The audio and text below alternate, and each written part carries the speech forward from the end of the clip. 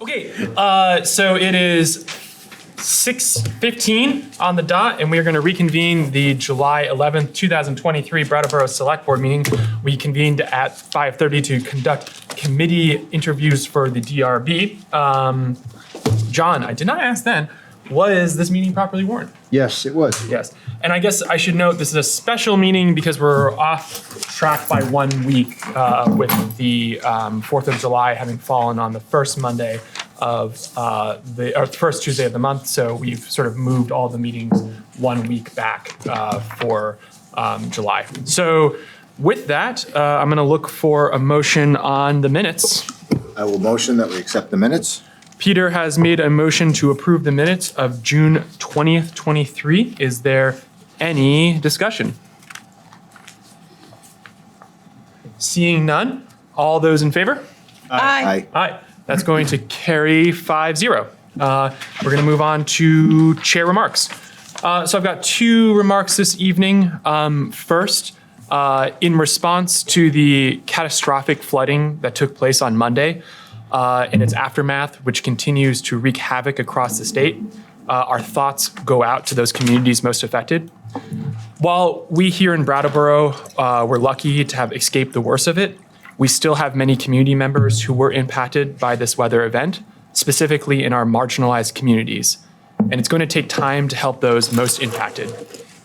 I want to thank Brattleboro Fire Department, the Brattleboro Police Department, and Public Works, along with our community partners, both here in town and also in our neighboring communities who helped us weather the storm and reach individuals in need, all while addressing a 3-alarm fire in the middle of the day. Finally, I'm calling on our municipal government of Brattleboro to provide any aid we can to our neighbors without any hesitation as they weather the aftermath of this storm and begin the long road of rebuilding their communities. Thank you. And I also want to take a moment to thank all those who were involved and responsible for a really successful Brattleboro 4th of July parade.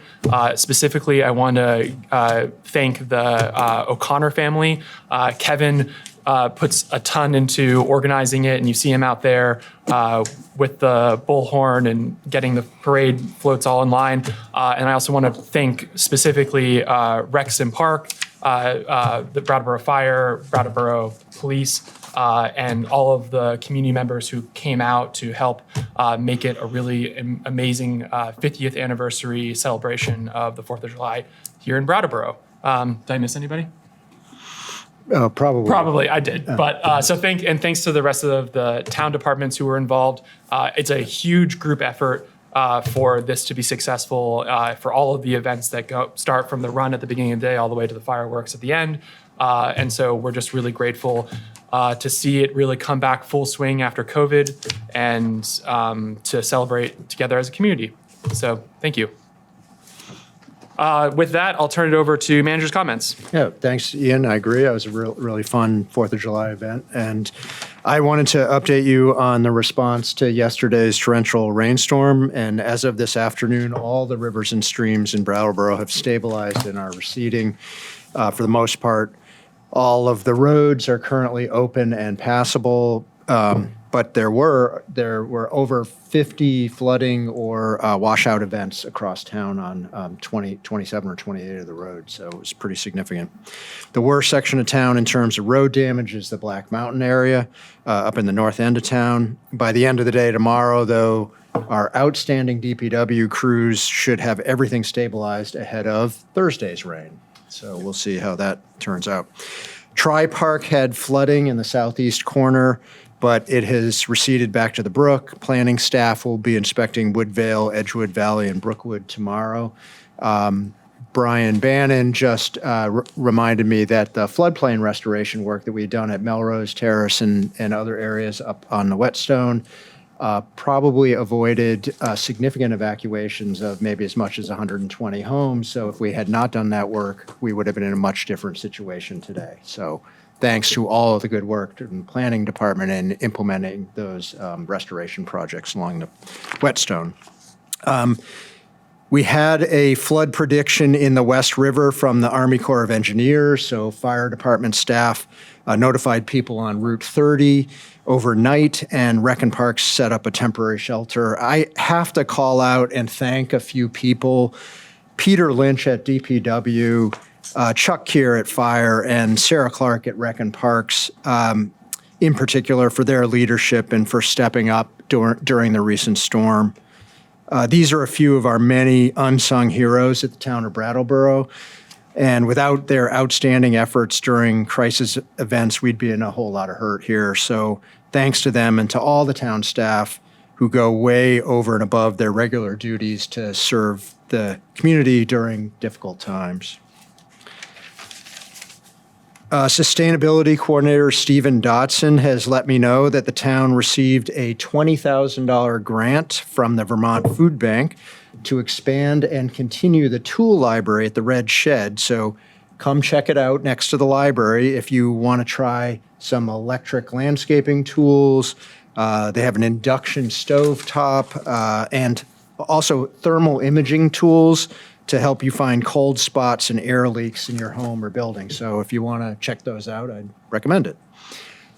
The Public Works Department will be doing some repairs at the Transportation Center on the top floor, level 4, from Monday morning, July 17th through Friday evening, July 28th. So 2 weeks, those last 2 weeks of July. There will be no parking at level 4A or 4B at the Transportation Center, so all the other levels will be open as marked. But I just wanted to let everybody know that. Just repeat the dates. That Yeah, it's going to be July 17th, the morning of July 17th through Friday, July 28th. So please get your vehicles out of there that Sunday, the 16th, and stay out for those 2 weeks while they're doing some repairs there. Finally, an announcement from the Downtown Safety Group that the town has been participating in with the DBA, the Chamber of Commerce, Groundworks, and Restorative Justice. This group is putting together a downtown community safety fair on Tuesday, August 8th from 6 to 7:30 p.m. at the Gibson-Aiken Senior Center. So hold that date if you want to get together with others who are interested in discussing the issue of community safety in the downtown area. So that's all I had. Great. Thank you very much, John. Board I'm members. sorry, John, could you say what time that is again? 6 to 7:30 on the August 8th. 8th. Thank Yes. Great. Thank you very much, John. So we'll move on to select board comments and committee reports. Board members. Okay. So we'll go on to public participation. This is an opportunity for the public to speak on an item that's not on the agenda or to request an item from the consent agenda be pulled for consideration at the end of the regularly warned agenda. Dale, let's go first, and I'll see a hand in the. Thank you. My name is Dale Joy, and I'm from Brattleboro. And on May 2nd, I went to the Select Board to talk about what happened in a meeting the day before with the town human resource officer, the town lawyer, and the chief of police. I was told by the chair of the Select Board that I could talk about anything else except town employees. That is handled by human resources. He would not let me say what I went to human resources the day before. I went to Human Resources the day before, where I was intimidated and assaulted by the chief of police, Norma Hardy. Okay. The chair. So I'm going to stop. So You can't stop me now, Ian, because you're violating my civil rights. I've talked to the state. We're just You not go gonna- ahead and stop me again, I don't. and you will be sued for this. That's my civil rights, If you just can- like anybody else here. Yep. I just want to. You can't cover it up anymore. Just let me finish what I'm just going to say. If you can just keep your comments to be respectful and not accuse people. I have one of the responsibilities I have as the chair of the board, Dale, for everybody. I hold it to select board members. I hold it to the members of the public. We got to keep it respectful. Yeah. Well, that last comment wasn't, and I want to. Really? What Yeah, was it? I- What wasn't I'm just asking respectful that you about can, it? I'm just asking that you keep your comment respectful. I If am. you've got other issues that you want to bring to the town manager's office or to HR, then you're more than welcome. No, I'm not going to your HR after that happened to me in your HR office. Hell no. Okay. Sorry. Now, you let me finish my You 3 can minutes. Keep it respectful. I am. What did I say disrespectful? I said everything truthfully. How is that disrespectful? I'm tired of you guys trying to hide this. So, And it's going to come out. yeah. And if I have to bring the state down here to make it come out, it will come out. Okay? Okay. He would not let me say If What it's gonna went be, on? if it's going to be about what I asked you not to speak about at that. no, I'm allowed to. Well, I'm we're just gonna allowed get in to the same by dance that law. we- You're No. violating my civil rights. You want to get your license suspended. You just got it. You want to go ahead and get your license suspended because you're violating my civil rights to be able to do this. Do you know that? And you should know this about the law. I'm, with all due respect, I'm operating under what I've been advised by our town attorney. I don't care what, you should have gone to the state. Were you advised by the state? Okay. Sounds like this little group here has their own laws. Okay, so let me finish this, please. Because if you don't, this town will be sued behind you guys, all of you, sitting there letting it happen. I mean, what would you like to? You should wrap it up. I think then if we're not able to move forward with this, I've been pretty clear on. You've been pretty clear on violating my civil rights. understand That's that. what you've been clear about. Yeah. So You could better just read the testimony. No, they're trying to hide something. no. And this has got to stop. Okay. This has got to stop. And if our new town manager is advising you, he's got to stop or he will have to go. Okay. Okay. So, Franz, do you have something to say? I get very clearly the depth of your feeling about this, It's not a feeling. You're violating my civil rights. and I understand the basis of those feelings. That's not a feeling. But you really are attacking people in a way that I think makes it very hard to hear your underlying message.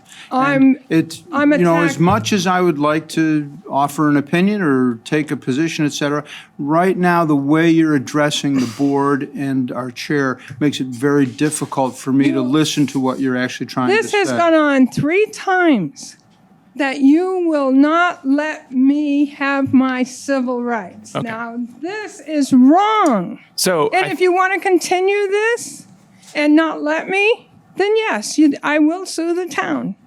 Okay, are you? I don't want that. Then you better let me talk. No, I think what we need to do then, Dale, is we need to sit down and figure out what is, because You know what? I know, and what I've been advised is that that's not Who's appropriate. advising you? The town attorney, our attorney. So Oh, you gotta kidding. so I'm not, and we're basically done here.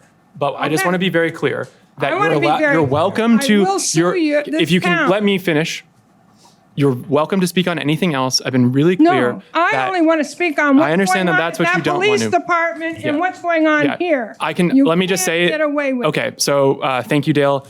So what I'll say is that the select board meeting is not a space for malicious gossip or rumor. That's not an appropriate forum. It's You are not welcome. malicious gossip Yes, when it is. It is. It is. Chief of police Okay, no, Dale, assaults I'm not- me. I- That's bull. Yeah. Okay. Thank you. That's Thank truth. you. Thank you. Okay. And- I'm gonna ask you to finish, and I'm gonna move on to the next person. Thank you. All right, you can allow the town to be sued. Okay.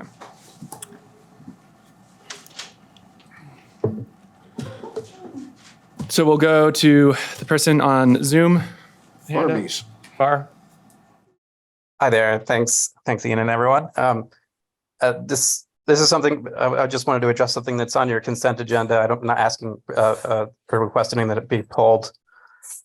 for a separate vote, but just I wanted to point out, kind of building off what John Potter was saying about the stream restoration project at Melrose Terrace, and just how important it was that helped with the situation that we just dealt with in the past couple of days. You probably all know that on your consent agenda is the 250 Birge project, which will be similar and probably even larger in scale and possibly even more impactful in terms of mitigating all that some sort of flood damage and flood impacts. So I'm glad that you're moving forward on that. And just wanted to kind of highlight that and make it clear what it is that the import and the sort of like just the currency of the thing that you're about to vote on. Great. Thank you very much, Var. I'm sorry, was he talking about the Birge Street Correct. element? Thank you. Anyone else in the, I'm not sure who's, do you have your hand up? No. Dick? Dick DeGray, Brattleboro. I just wanted a couple things, echo what you said about our Public Works Department, the great work that they've did over the past 48 hours. Also, the work that they've been doing downtown, the effort that they've really made has really made a big difference, keeping it clean. I know they have someone down there doing a walkthrough every morning, picking up trash. I've worked with Mr. Pacheco, who's been assigned to the downtown, and those guys are really doing an outstanding job. And also for the O'Connors, I mean, you have to think about how fortunate we are to have the tradition that we have with the parade and the fireworks. It's pretty special in the way that we're funding those. And also, I think the Elks was a financial contributor, so a big thank you to them. Two other things. On Grove Street, coming up here, there's a pair of sneakers wrapped around either telephone line or whatever line. Could you get those cut down? That's a drug sign that there's drug activity going on. So the sooner you can get those cut down, they've been there for a week. And I spoke to Ian briefly at the parade. I'm really concerned about Main Street. I think it's really in peril with a couple of more places closing down. And M&T Bank moving off of Main Street, I think is going to have a huge negative impact, not only on businesses that use M&T Bank, but also there's a lot of residents downtown and a lot of tourists use that ATM machine. And I don't think that space right there is going to be easily filled. And that's going to create a huge void. And again, less foot traffic downtown. There's a lot of negative things going on downtown. I'm looking forward to that meeting next Tuesday. And if you're on the street enough, you hear all the bad comments, and everybody's just throwing their hands up in the air. So I'm looking forward to that meeting. But I also think that you as a board should write a letter to whoever goes to M&T Bank and make a plea with them to keep that branch open. I think it's a significant part of downtown, and it might go a long way with the letterhead of the town and the board. Whether that happens or not, I don't know if we are doing any banking with M&T. But if they close that, and we are, I would ask you to move any assets or any banking that we're doing with them. I do my banking at M&T, and I'm willing to pull my small pittance of money out, and I would hope other people, this could be a community action that we could take to try to keep that branch open. I don't think any of you realize how important and essential that M&T branch right there on Main Street is. So any help that you can give to us residents and businesses downtown would be greatly appreciated. Thank you. Thank you very much, Dick. I go to Zoom first, and I don't think I see any, Patrick, any hands up there? Nope. Nope. Yep, after you.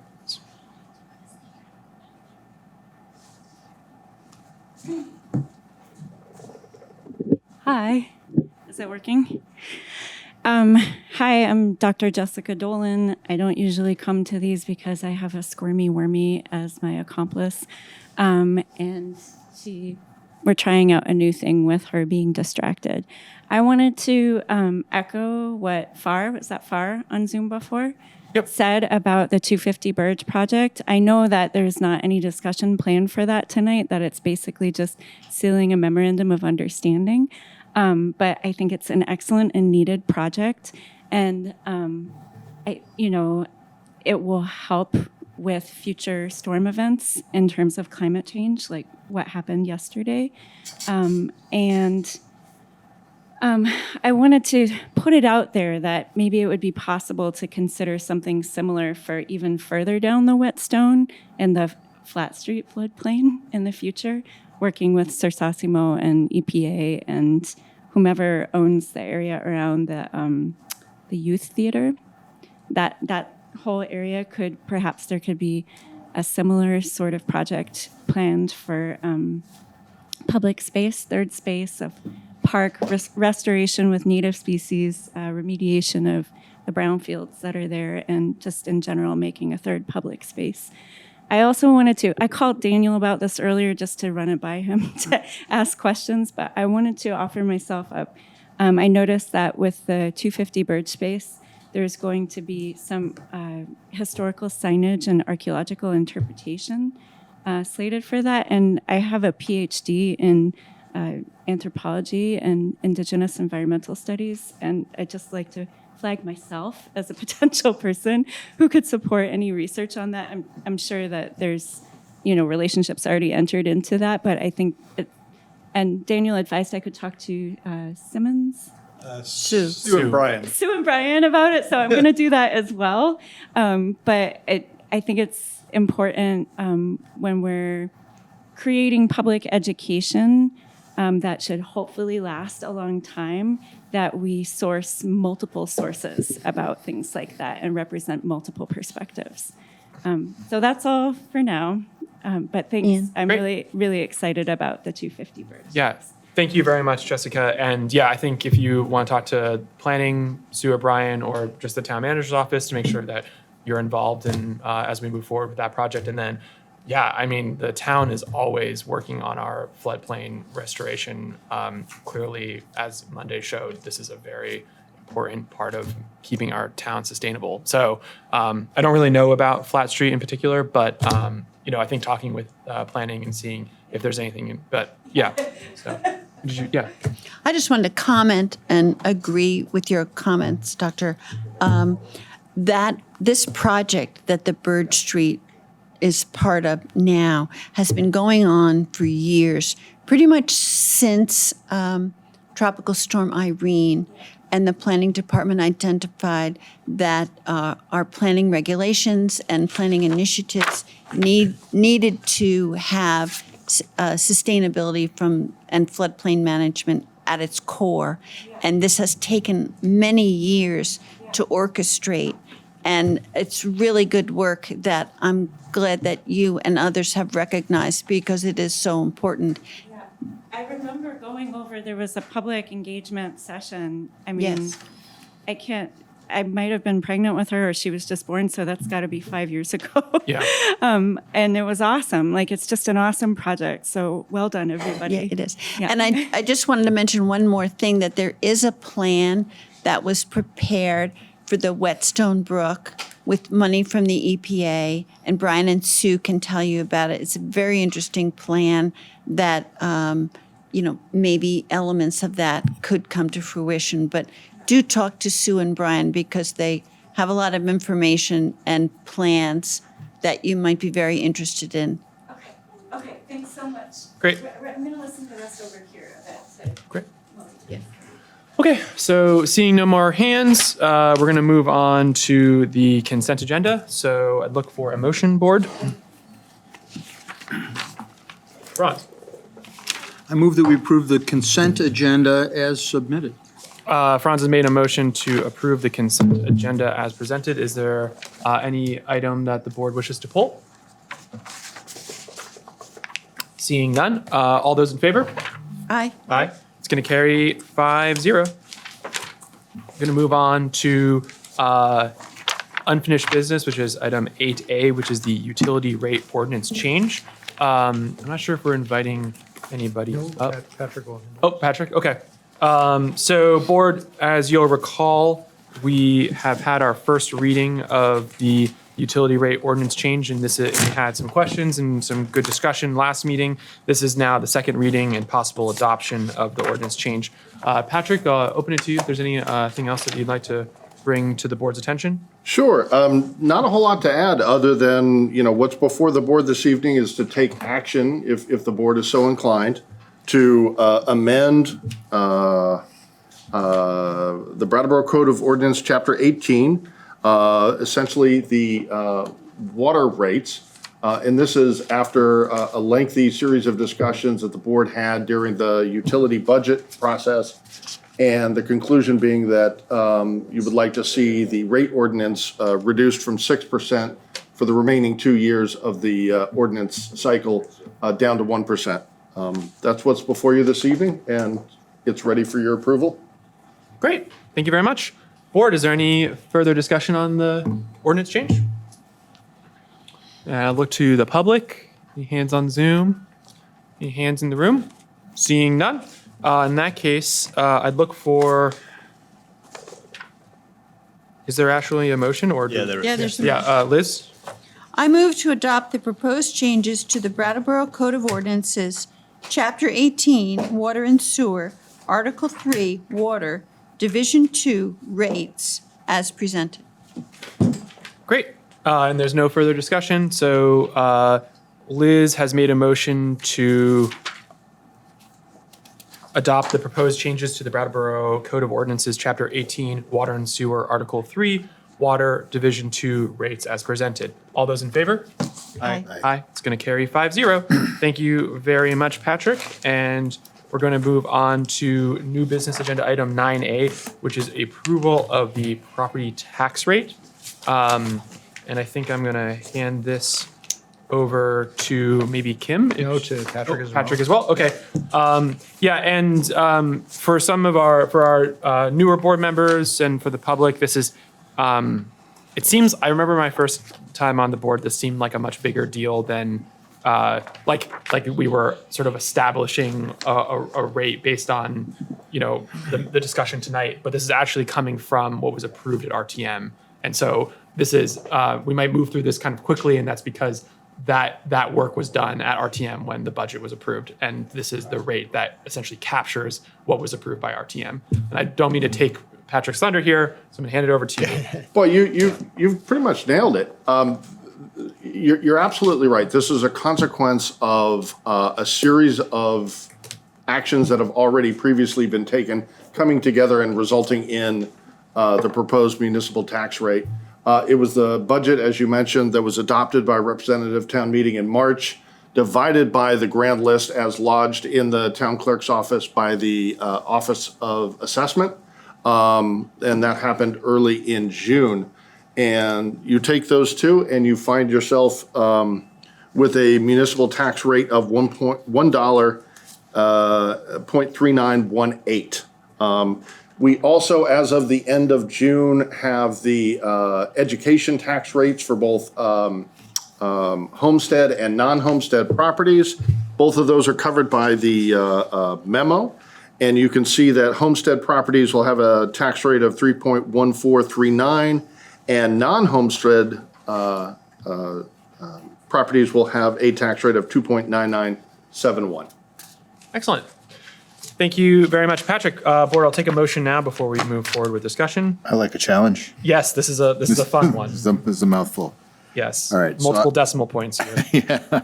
I move to approve the municipal tax rate of $1.3918 per $100 of assessed valuation, which includes 1.3906 for general fund operations and 0.0012 for local agreement.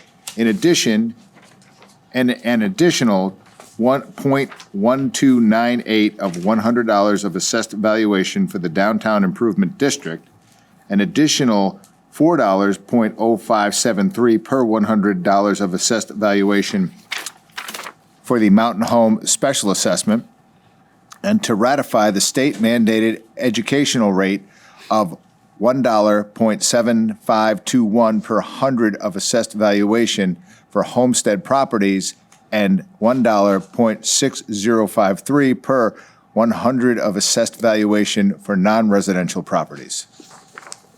Excellent. Thank you very much. Well done, Peter. There's a motion board. Any discussion?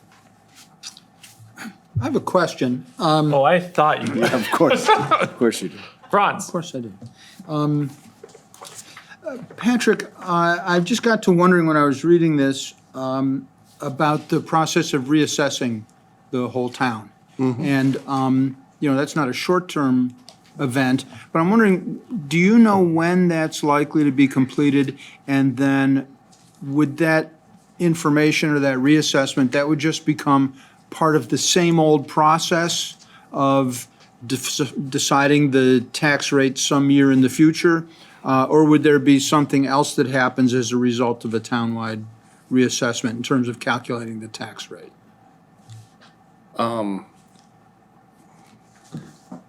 I don't like saying I don't know, but I'm not 100% confident.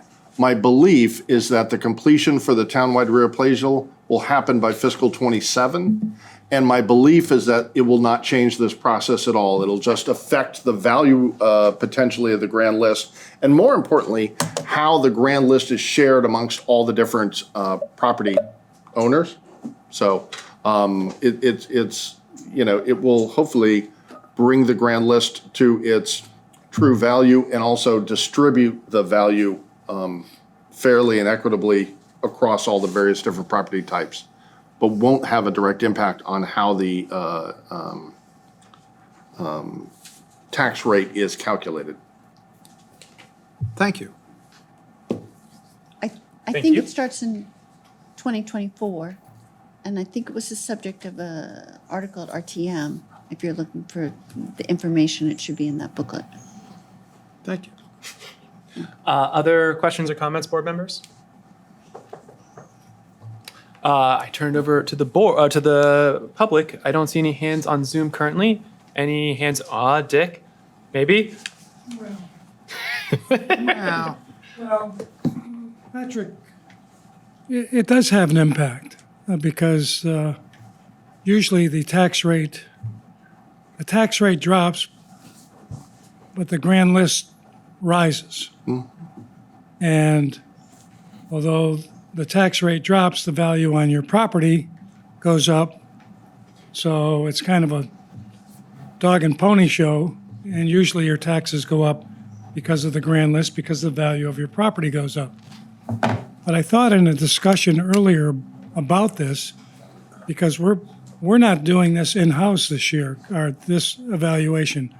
This is going to be done not by reappraisal. Yeah, the reappraisal is not going to be done by us. It's going to be done by an outside entity. That correct? Yeah. And I think it's supposed to be done by 2027. Correct. Although I'm not sure if that's when it will go into effect. I think the reappraisal will be done by 2027. I don't know if that reappraisal year, number will yeah, be the year. yeah. Yeah. I don't know the answer to that. Yeah. So it's kind of a convoluted, and it's because of the, what am I thinking of, where we had a discussion about this? Don't know. No, the state equalized when you're, what am I trying to think of? State coefficient and- equalization ratio. Yeah, that's right. When your rate drops down, and ours is down there, it actually affects our tax rate. So even though, when we do this, that actually helps us state, because we're back up to where we should be with the state. So looking forward to it. Great. Thank you, Dick. I don't see any hands in Zoom. Any other questions from the board? Seeing none. Peter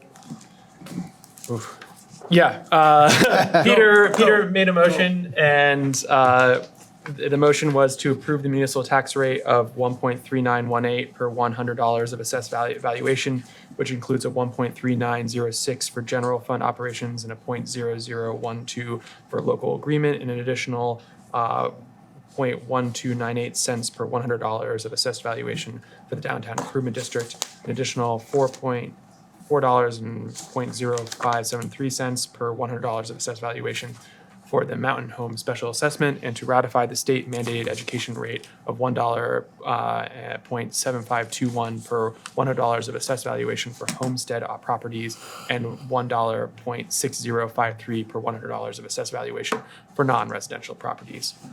All those in favor? Aye. Aye. It's going to carry 5-0. Thank you very much, Patrick. Thanks, RTM. And we will move forward to new business agenda item 9B, which is the Select Board Retreat Report and Goals. So, Board, as you'll recall, on June 3rd of 2023, the Brattleboro Select Board had its very first annual goal-setting meeting. And one of the things that came from that meeting was a request from town staff to come back to the select board in an open public meeting to discuss kind of a summary of what went on, and then also what were the goals that came out of that meeting that were set by the select board for the 2023-2024 year. And I'm going to give this over to John to discuss this a little further, and then we'll open it up for discussion. Sure, and really just we had a good retreat in June, and back in April you had said, well, maybe we should delay setting our goals until after that conversation at the retreat, and you did a prioritization exercise at that meeting to identify your priorities, and I think from a list of like 23 different items that came up through the course of that conversation, you ended up prioritizing the top 5, which we summarized in this memo in your backup materials for you. And those 5 items were making the transportation center a good place for parking, developing an expansive vision for the town pool, finding a path forward for community safety, developing the concept of safety zones, and advancing housing initiatives. So the staff are here tonight to request whether we captured those priorities correctly, and if we should be using those moving forward as we implement the fiscal 24 work plan and develop the fiscal 25 budget. Great. Thank you very much, John. So, board, there is a motion to be made. Daniel. Thank you. I move to adopt the following 2023-24 Select Board goals: making the transportation center a good place for parking, developing an expansive vision for the town pool, finding a path forward for community safety, developing the concept for safety zones, and advancing housing initiatives. And if you don't mind, I'd like to speak to the motion. Yeah, absolutely. Please. That's the advantage of making the motion. Yeah, I guess. So this was our first ever time it was my first time on this board, and that's 5 years, of doing goal setting this way. We had like a full day together, and we spent the large part of the morning hearing from town staff. And so while it's quite a long, episode of the Brattleboro Select Board to watch, I think it's pretty interesting. And I would encourage members of the public to give it a look. You can make it into little chunks maybe, and, hear from different department heads about the issues that are, being faced in their departments, and hear the Select Board members' reactions and questions to that. There was a very interesting conversation at the beginning of the day. And I think that where we landed with all of this feels good to me. These 5 goals are important and are a good mix of absolutely things that we were already kind of working on, and just kind of highlighting that this is, a priority, and bringing in a couple of other things, for example, developing an expansive vision for the town pool, which was sort of a newer idea that came out of the last couple of budget cycles. And I hope that as we move forward, we can hold on to these goals as really our priorities and not get too distracted, go on too many side quests. So I thought it was a good day. Sue, I really appreciate the memo. I think it captures a lot, and I would encourage the public to take a look at that lengthy video. Great. Thank you very much, Daniel. Other board members? Franz? I'd like to interrogate Mr. Quip as to whether he actually has gone back and watched that whole video. I lived it. I don't need to watch it. Okay. Just wondering. You can break it up Liz? like a Beatles documentary. I agree with Daniel. I thought it was a very worthwhile endeavor. But there's also a lot of things in this memo that, not part of the 5, but also very interesting elements that we should be focusing on as well. And just a really good discussion that occurred, including at the top of page 88 and a little bit page 87. We talked about the vision, and these items are to be inclusive and affordable and to foster population growth, economic growth, attracting young people.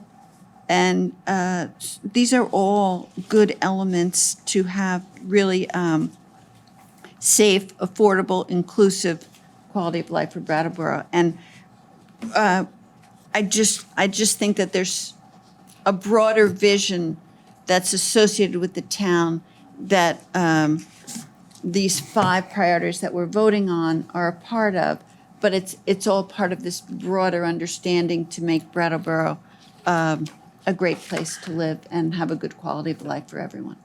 Great. Thank you very much, Liz. Other board members? Franz? Not to contradict anything that's been said, I just also, we've got some other big priorities, things that are in front of us that we're going to be making decisions on. And I don't think anything in here is meant to exclude things like the whole fire EMS project that we're working on. So just all I'm saying, there's a whole budget that we adopt in the fall and into the winter. So there's other things we're doing as well. These are things that, in my mind, we could focus on, and we've decided we will, as apart from sort of the routine things that we are going to do every year anyway. So I just don't want people to think that there's other things that wouldn't also be included on a list of what we're going to do over the next 8 to 9 months, say. Yeah, I want to just add to that there was some discussion at the meeting itself about this, and I think, I don't know if we talked about this specifically, but the way I sort of interpret it is this was an opportunity for the board to provide some guidance to town staff and to the public about sort of what we collectively see as some goals that aren't, something that you would just assume are. And so I think that's why we excluded, for example, EMS, the decision about EMS, because town staff are very aware that that is a goal of ours, and we are. So we didn't really focus on that. The budget is another perfect example. We're going to work on the budget, and that's so. I think thank you, Franz, for pointing that out.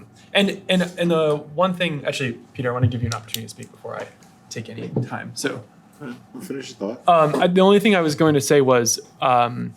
This was our very first time doing this, and it was, I think, very successful. But as we move through the year and look back on this during the year as we're trying to pursue these goals, but then even more importantly, when we come to doing this next year, which I hope the select board will do, we can sort of learn from how effective this was in helping provide guidance. And I don't think that we should consider any of this sacred, how we did it this year. And we can always modify and change it. Maybe the goals were too broad, maybe they're too specific.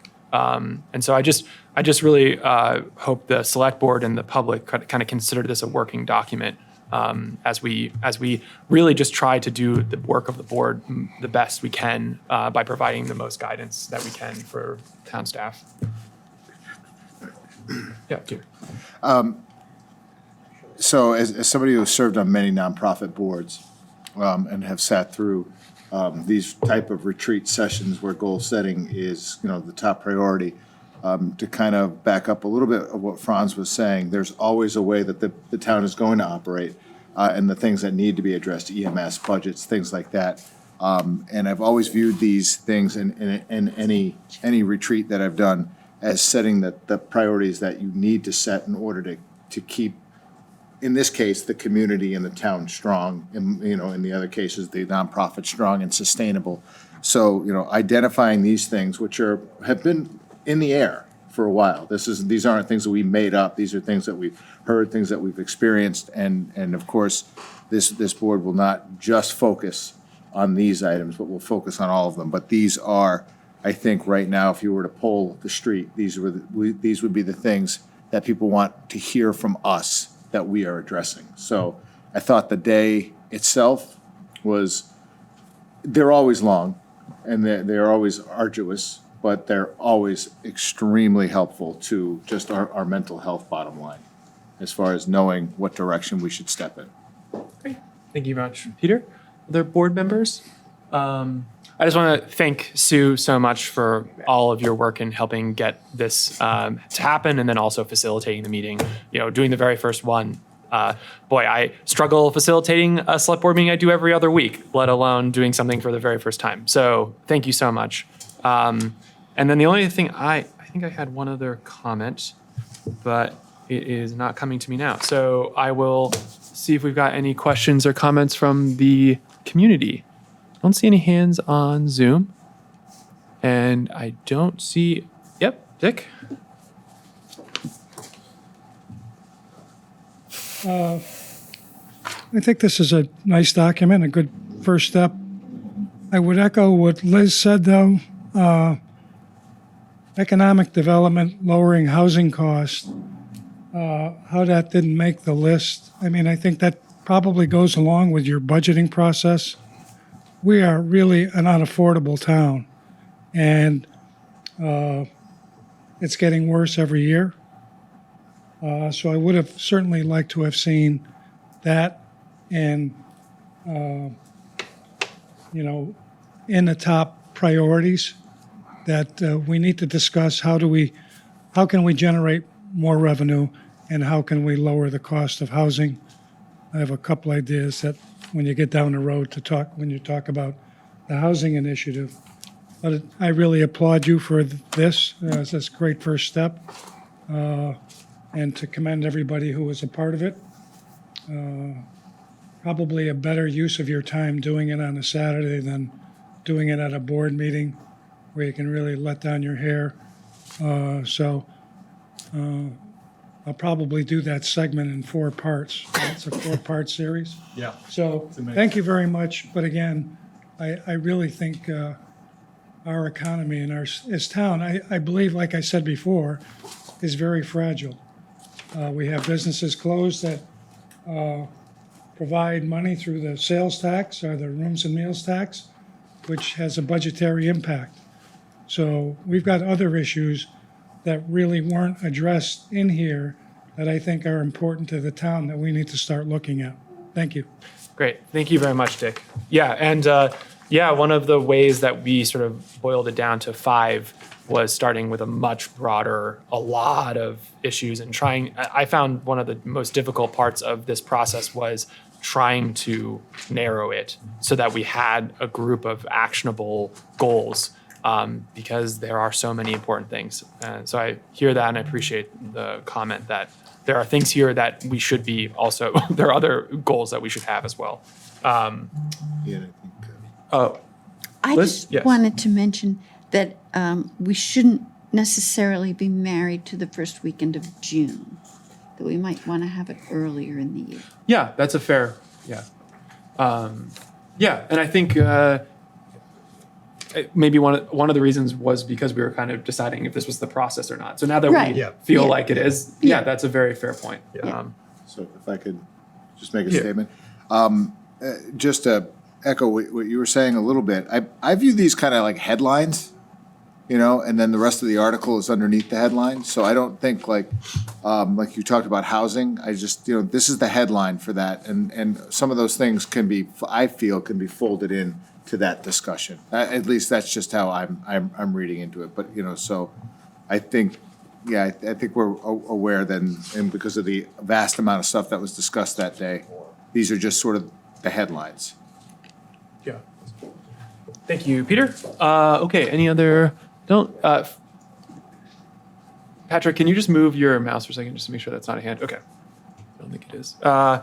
All right, I don't see other hands in the room. So in that case, board, absent any further discussion, there is a motion on the table by Daniel to adopt the following 2023-24 Select Board goals: make the transportation center a good place for parking, developing an expansive vision for the town pool, finding a path forward for community safety, developing the concept for safety zones, and advancing housing initiatives. All those in favor? Aye. I'm in favor. That is going to carry 5-0. Thank you very much. Thank you. Okay, we're going to move on to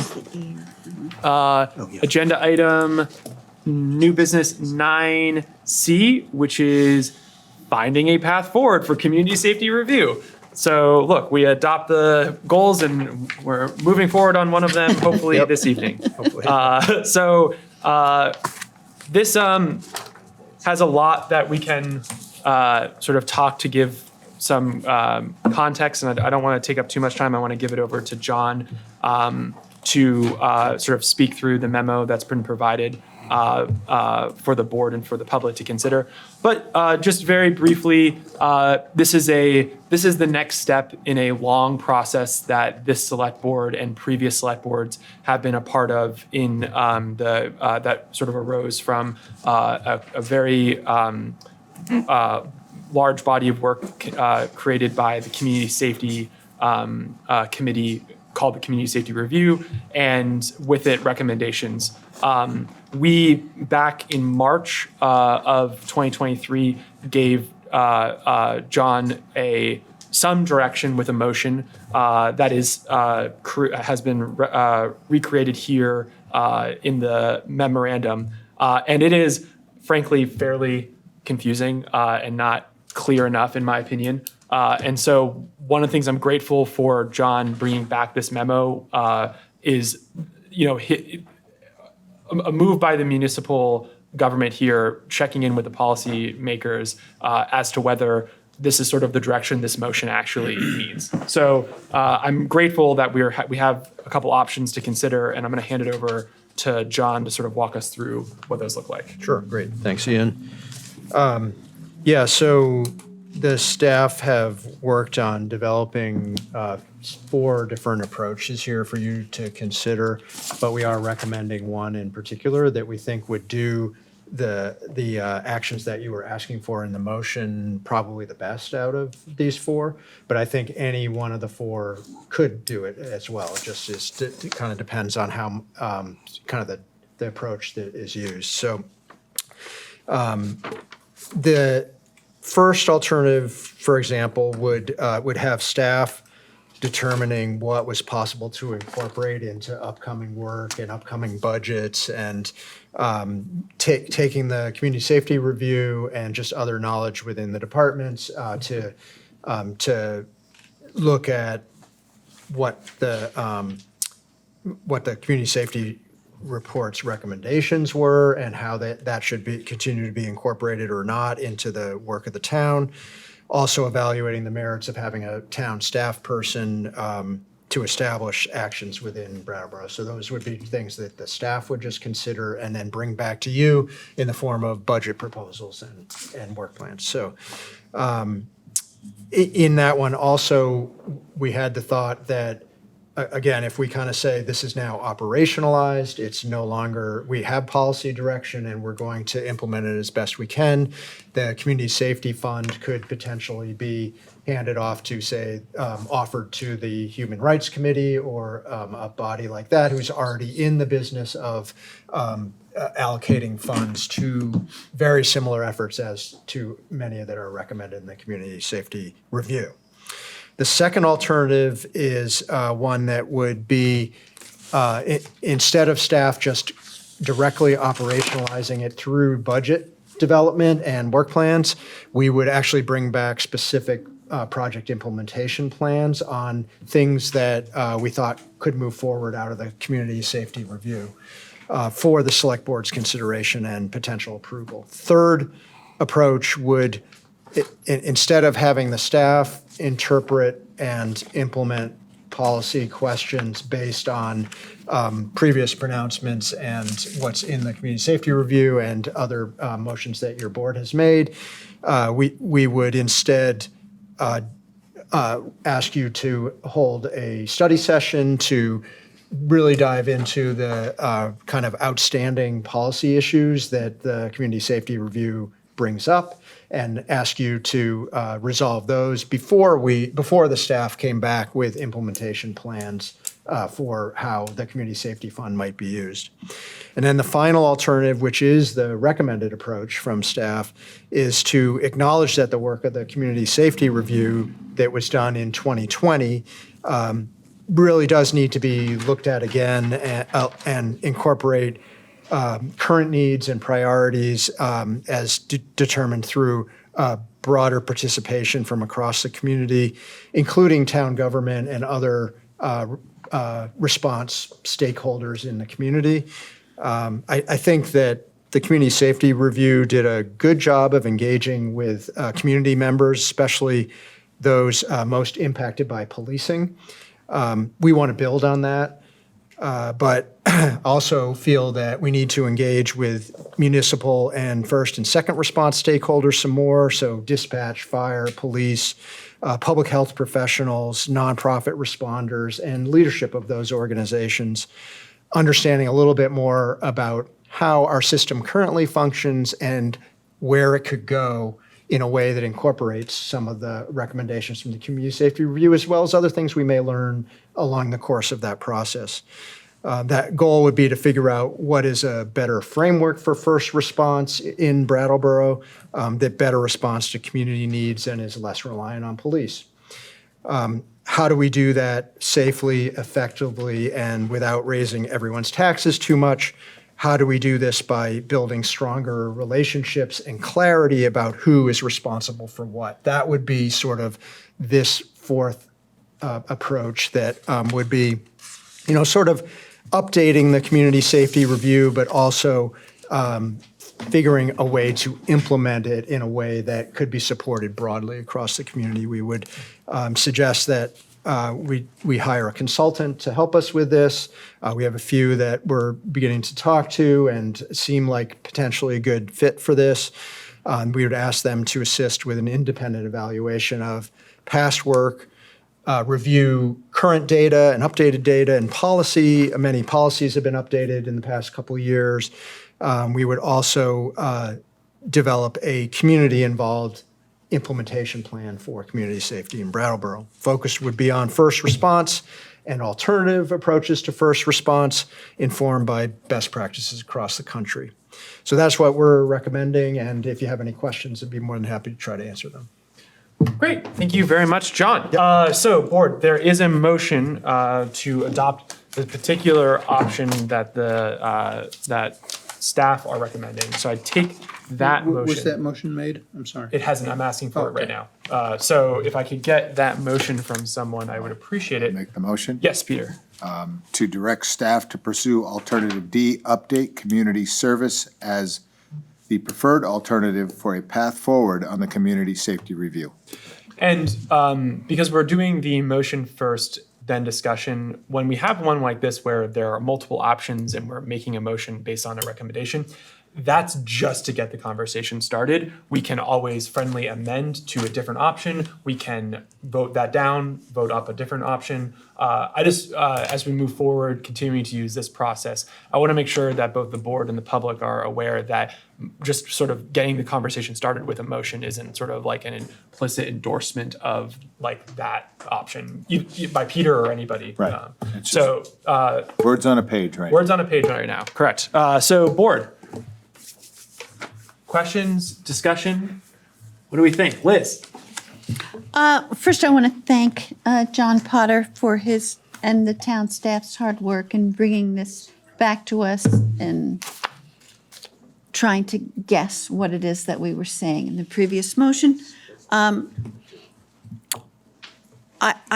feel this is very important, and I know that the board, both past and present, have been waiting some time for this to happen. So we're all, I think, really grateful. I want to highlight where the select board left off with this process, and that was Peter Elwell's memo of December 2021. And I think, that would be the appropriate starting point for discussions. I also think that in the ensuing years, the needs of the community have really, to use a Vermont phrase, kind of sugared off to identify what the critical points are. And I applaud the desire to hire an outside consultant, and I'm hopeful that an outside review of the Brattleboro Police Department will be very helpful for town understanding.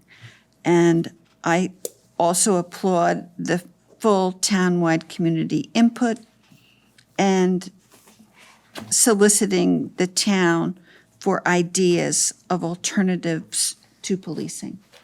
And having reviewed all the alternatives, I also feel that alternative D would be the most appropriate. Great. Thank you very much, Liz. Other board members? Daniel? Thank you. I have some questions for John. It's really helpful, I think, to have all these alternatives, and I think it's important to recognize that in the previous item where we affirmed our goals, this board that's only been together a few months affirmed that finding a path forward on this multi-year process is one of the key things that we want to do. And Ian, Liz, and I were involved in the work that started this, and it's been a long time coming. And where we're at today is a place of, we're kind of stalled.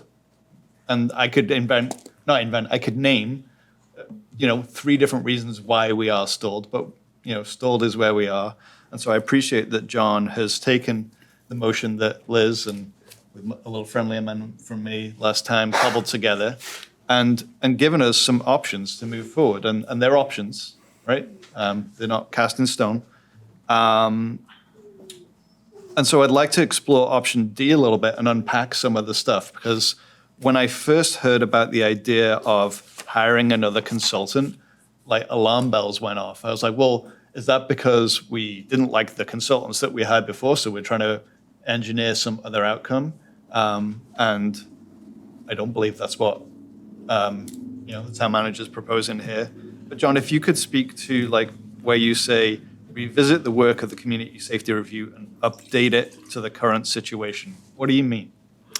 Well, again, kind of like I said, Daniel, I think there was some really good work done in the community safety review. But when you start going through all of those items in there, some of them I already know are not going to be able to be done just legally, or the strategy would not be to directly implement them. It would be to develop a legislative agenda and pursue that, have the town pursue something like that.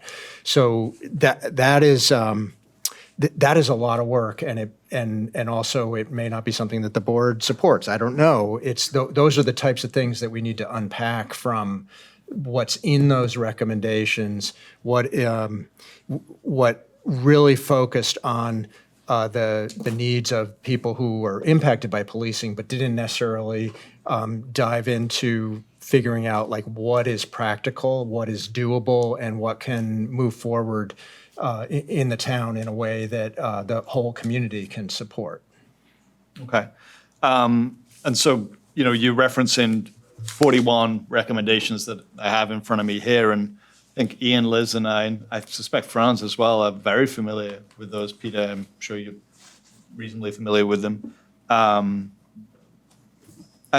some of them are very kind of clear, and they say police department, do this, right? And we have a police department and we have a department head and a town manager, and they could be instructed to go ahead and do that. And some are so clearly board policy decisions. And the one thing that I feel has never really happened in public is that a majority of the board has never said, wow, this particular policy decision here, we don't support, right? And so I do wonder whether if we are to if this body chooses to go down alternative D, whether we might need to do just a tiny bit of work before that to have a public discussion of the 41 recommendations, and really name which ones actually are not going to work, right? John's already said there are some that are legally just not doable. That work's already been done by Peter Elwell. But then there are some that are policy decisions, and I don't want to waste a consultant's time with entertaining a policy decision that actually doesn't even have support on this current board.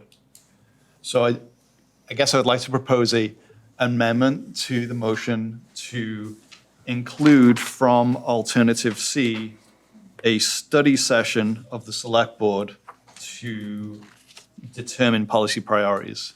C or D? C. So like add in that bit from C into D. Oh, I see. Yeah. Okay, let's, Can I get some clarification? yes. So when you make a statement about being able to do that, would you, well, let's use our board retreat as an example, like sitting in a room prioritizing the top 5 that we want to advance? I think I there, think it might even be more arduous than that, honestly. Yeah. I mean, there are 41. Some of Right, them are well, actually no, just- I was, again, was just Yeah. using our select board retreat as an example. Yeah. So for example, one policy recommendation 4E is commit to no more budget increases for policing beyond the cost of living increase. And I would say that with our most recent collective bargaining, we just did the exact opposite of that. Right? And I support the collective bargaining agreements that's why I voted for them, but what our actions today have actually contradicted things that people in the public might reasonably think we were sort of committed to. And I would just like to have a sort of accountable process to let folks know what the select board actually thinks about these things. Franz, yeah, so, and just, let's just keep the conversation sort of clear here. So let's just talk about the friendly amendment for right now, for a little bit, just get clarity on it, and then I'd like to just vote that to determine whether we're gonna do that, have that amendment part of it, and then we'll move forward with the discussion as the amended, if it's amended, a discussion on that. So, Franz? So what Daniel's talking about, I think, is an important part of this process. I'm not quite so sure that it needs to be separated out as the advance work. I think there's a lot in the community safety report that is going to be, talked about again, and the community is going to want to have input into it again. I'm sure that people who were involved in creating the report are going to want to have input as to how we address the recommendations they made. So I think that's really an important part of the process. I'm not sure where it fits in, though, or does it come up kind of again and again. I kind of like the idea of the select board having the type of session that Daniel's talking about. So I guess what I'm really saying is that could be an integral part of the process, and if the motion is to have a work session of the select board, I could easily see that fitting into alternative D. And so but I don't want to say that shouldn't be so narrowly focused that we're just using it to throw out this or throw out that because we don't like it. I think that would be premature. Fair. Thank you, Franz. Liz? Well, I think what we're talking about is also what I suggested, that we make sure that our starting point is Peter Elwell's last memo. I mean, that's what Daniel is holding, and I think that's where we were. Yeah. And it's progress from, as the board made with Peter's help, from the actual 250-page report, and it boils it down to its recommendations, but it also has the first blush of responses to those recommendations. And those responses are, the beginnings of our town policymaking. And so that's where we should be starting. And I'm fine with that discussion. I think, again, as Daniel pointed out, some of these things are illegal. Some of these things are town policy. Some of these things are legislative policy. And some of these things are for actors outside of the municipality.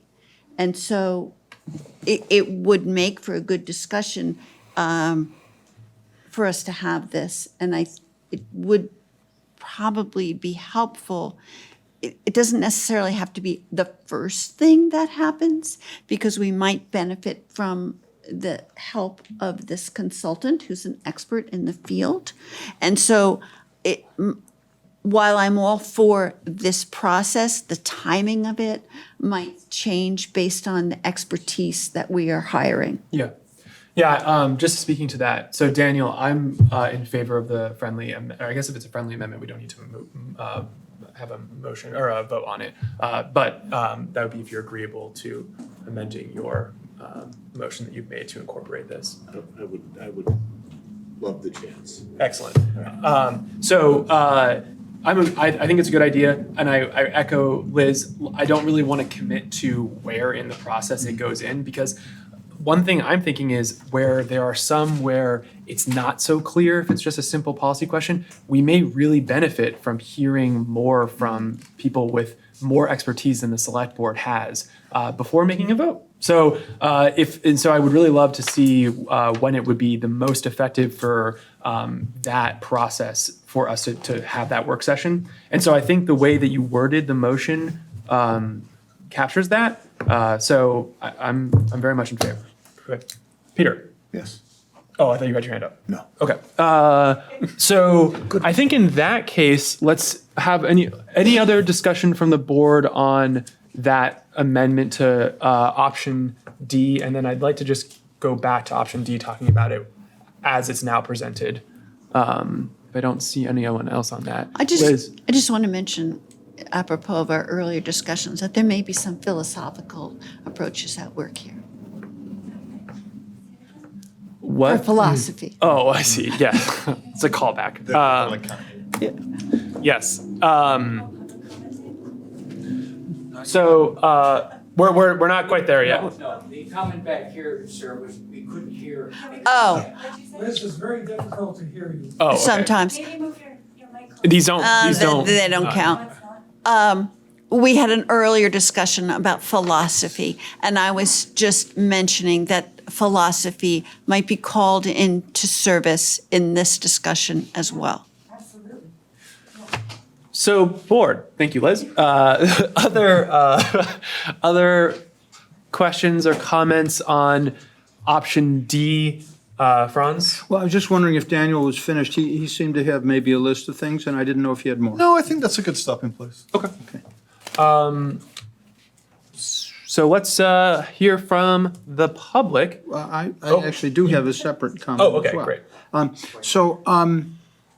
looked at all four of these alternatives pretty closely and thought about them on more than one occasion. And there could be arguments for other approaches besides alternative D. But I think the importance of this topic and the scope of this topic make it a really good idea to take this, more slowly, more thoroughly, more community involvement, really not try to cut any corners on this discussion. It's just too important to the community to take shortcuts like that. My only real concern with it is the timetable. Having watched pretty closely the community safety review process in 2020, I think one of the factors that created not confusion, but where people have sort of different understandings of what words might mean, the way they're put together. Some of that just related to the time frame, that there was a very strict deadline, end of the year. The committee and the facilitators in particular had to work very, very hard to get everything done to submit the report in accordance with the time frame. And I just don't have a good feeling for how long this is actually going to take. Some of this could be very contentious and could result in, I don't know, spin-off processes or it's just hard for me to envision how long it's going to take to do this the right way. And I wouldn't want to go into this feeling like we were setting ourselves up with too compressed a time frame that wouldn't permit the right level of involvement. And some of that relates to, from discussions with John, I think, he's thinking, can we do this with the current select board, before the next set of elections and a new board is empaneled at the end of March. And I'm just not sure we can do that and have the process get the full amount of attention that it needs. So that's I support alternative D. I like the work session thrown in, and I just want to make sure that we don't put ourselves in a box with regards to the timing of it. Thank you very much, Franz. Question to John. If the option D, as it is progressing, we're having good work done in the community with the expert or experts we've retained, and it seems like maybe the timeline was too aggressive or we need more time. Is there a way that we can modify the schedule to ensure that we allow for that additional time? Well, sure. If you wanted to add into your motion flexibility around the project plan timeline, we could revisit it as we move along. Be fine with the Yeah. administration. Yep. I think that's important because the consultant hasn't been retained and the consultant hasn't been asked. Yeah. And I think that also, it may be worth also including something about flexibility in just sort of how the process is laid out, contingent on sort of the experts' review of that proposal. Because, if we voted this in and it was set in stone and they were like, it'd actually be better if we kind of did this at a different time or something, we should allow for that flexibility so that the process can be as effective as possible. That was one of the comments I was going to make. I mean, we're hiring a consultant to do this, and I think probably without that consultant's input as to a proper timeline, though I want to be really sensitive to the fact that this has been going on for a very long time as well, and I don't want anybody to walk away with the impression that we are further stalling this thing either, that we're sincere in wanting to move this forward in the agenda. Yeah, and there's always a balance to strike about proposing an aggressive schedule to get. It creates a little urgency, create urgency, but also make sure that we don't hamper the process by making it too quick. So I think there's a balance there, and I think if we allow for flexibility, that if they need more time, we can allow it. That seems like a doable middle ground. Other questions, comments? Just from me quickly, I haven't spoken on the options. I support option D. I think I always sort of saw that the next step in the community safety discussion was moving towards getting before the board some clear, actionable steps that the town can take in implementing processes, departments, employees, acquiring buildings, all sorts of different things that would capture some of these recommendations and it be explained to the board how these proposals would help to advance those recommendations. That requires expertise that the select board does not have and that the municipal government doesn't really have. And so pulling somebody in to help us get to that next step has always been something that I've thought would be necessary. So I think it's appropriate that we're moving in this way. And what I really hope, and I don't know what the end result is, but I really do hope is that when this comes around, what we're going to have before the select board are going to be some really clear things that we can vote on. And wherever we vote. But if we have some clear, actionable things that will help to implement some of these recommendations that can help move us in that direction, the town in that direction, that's going to be a really successful way to conclude this. And you know, this work is never going to conclude, really. In reality, it's never going to. But at least this process, it can at least get to a better place than where we are now. And I see as option D really doing that well. So any other board? Nope. Okay. So I'll look to hands in the public. I see. Yes, your hand was up first, and Jessica. Yes, Dr. Dolan. Thank you. I don't know. Do we use titles in the select board meetings? I like to use it because I worked really hard for it. Fair. I'll just go quick, and then I think my time here is limited. Okay. But I reviewed as much as I could. I really, the components of option C that I like are reopening your engagement with the review. I know of a whole bunch of people who were hired by the town and put so much time and heart and passion and expertise into this and engaged with so many people at a very hard time.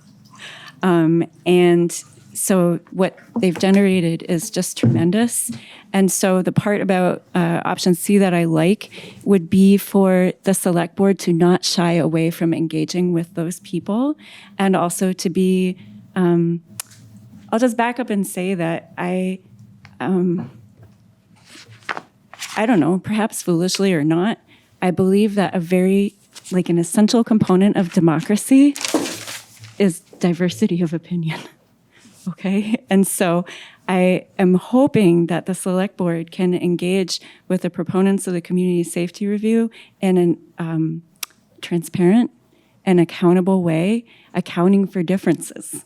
Because the best way that we can make change is to compromise and be honest about our differences and face them with courage, right?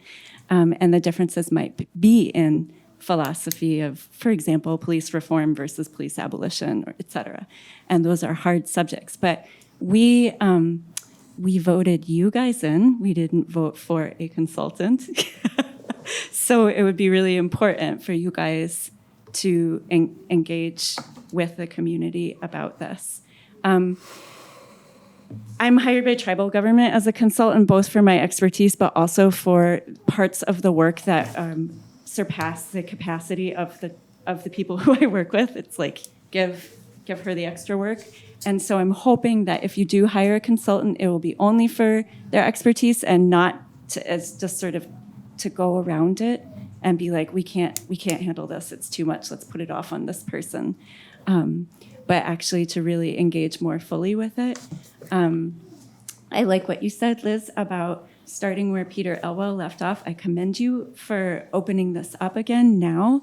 It's still a hard time to open this up, and went through a lot of changes that were really difficult between December 31st, 2021 and now. I also really like your idea of looking at the recommendations and deciding which lie within the purview of municipality and which lie within the purview of community or other organizations in terms of identifying actionable next steps. So anyway, thanks. I just thought I'm in conversation with people, and I thought that I would come and try to contribute what I could authentically and honestly from my perspective. I'm not speaking really for anyone but myself. And so yeah, thanks very much for tackling this. It's a different Brattleboro than the one I grew up in. Great. So let's have courage. Okay, thanks. Thank you very much, Dr. Dolan. And I'm going to look over. Robin had her hand up first.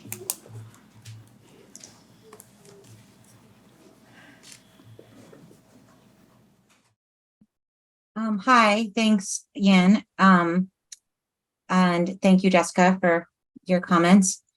I, first of all, just want to appreciate the select board and the town manager for making this work a priority. I really appreciate that that's something that you're talking about and thinking about how to really implement this the best that we can. And I know this is going to sound really surprising because I've been one of the people who's like, come on, why are you taking so long? But I actually would really appreciate a little bit of a slowdown and pause as this proposal that was only made public a few days ago. I feel like I have a lot of questions about this, and I, in particular, have a lot of reservations about option D. I really appreciate the intention behind this, which is to like seek outside help to figure out how to really implement this in a specific actionable way.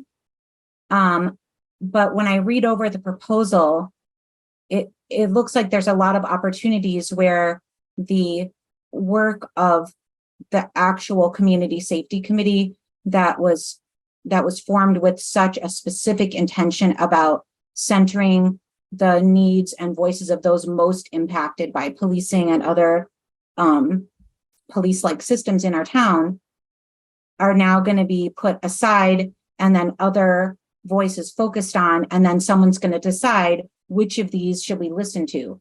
And to me, this is really not aligned with the purpose and goals of this community safety report or review.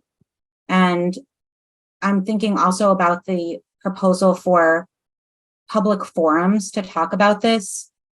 I've been a witness of some really harmful discourse that has gone on. And when you hold a public forum about something that has folks who are really deeply impacted by it in one direction and folks who might feel differently about it, there's a potential there for harm to occur during the forum itself. And also when the overseeing body decides to adopt the recommendations of those who are most loud rather than those who are most impacted.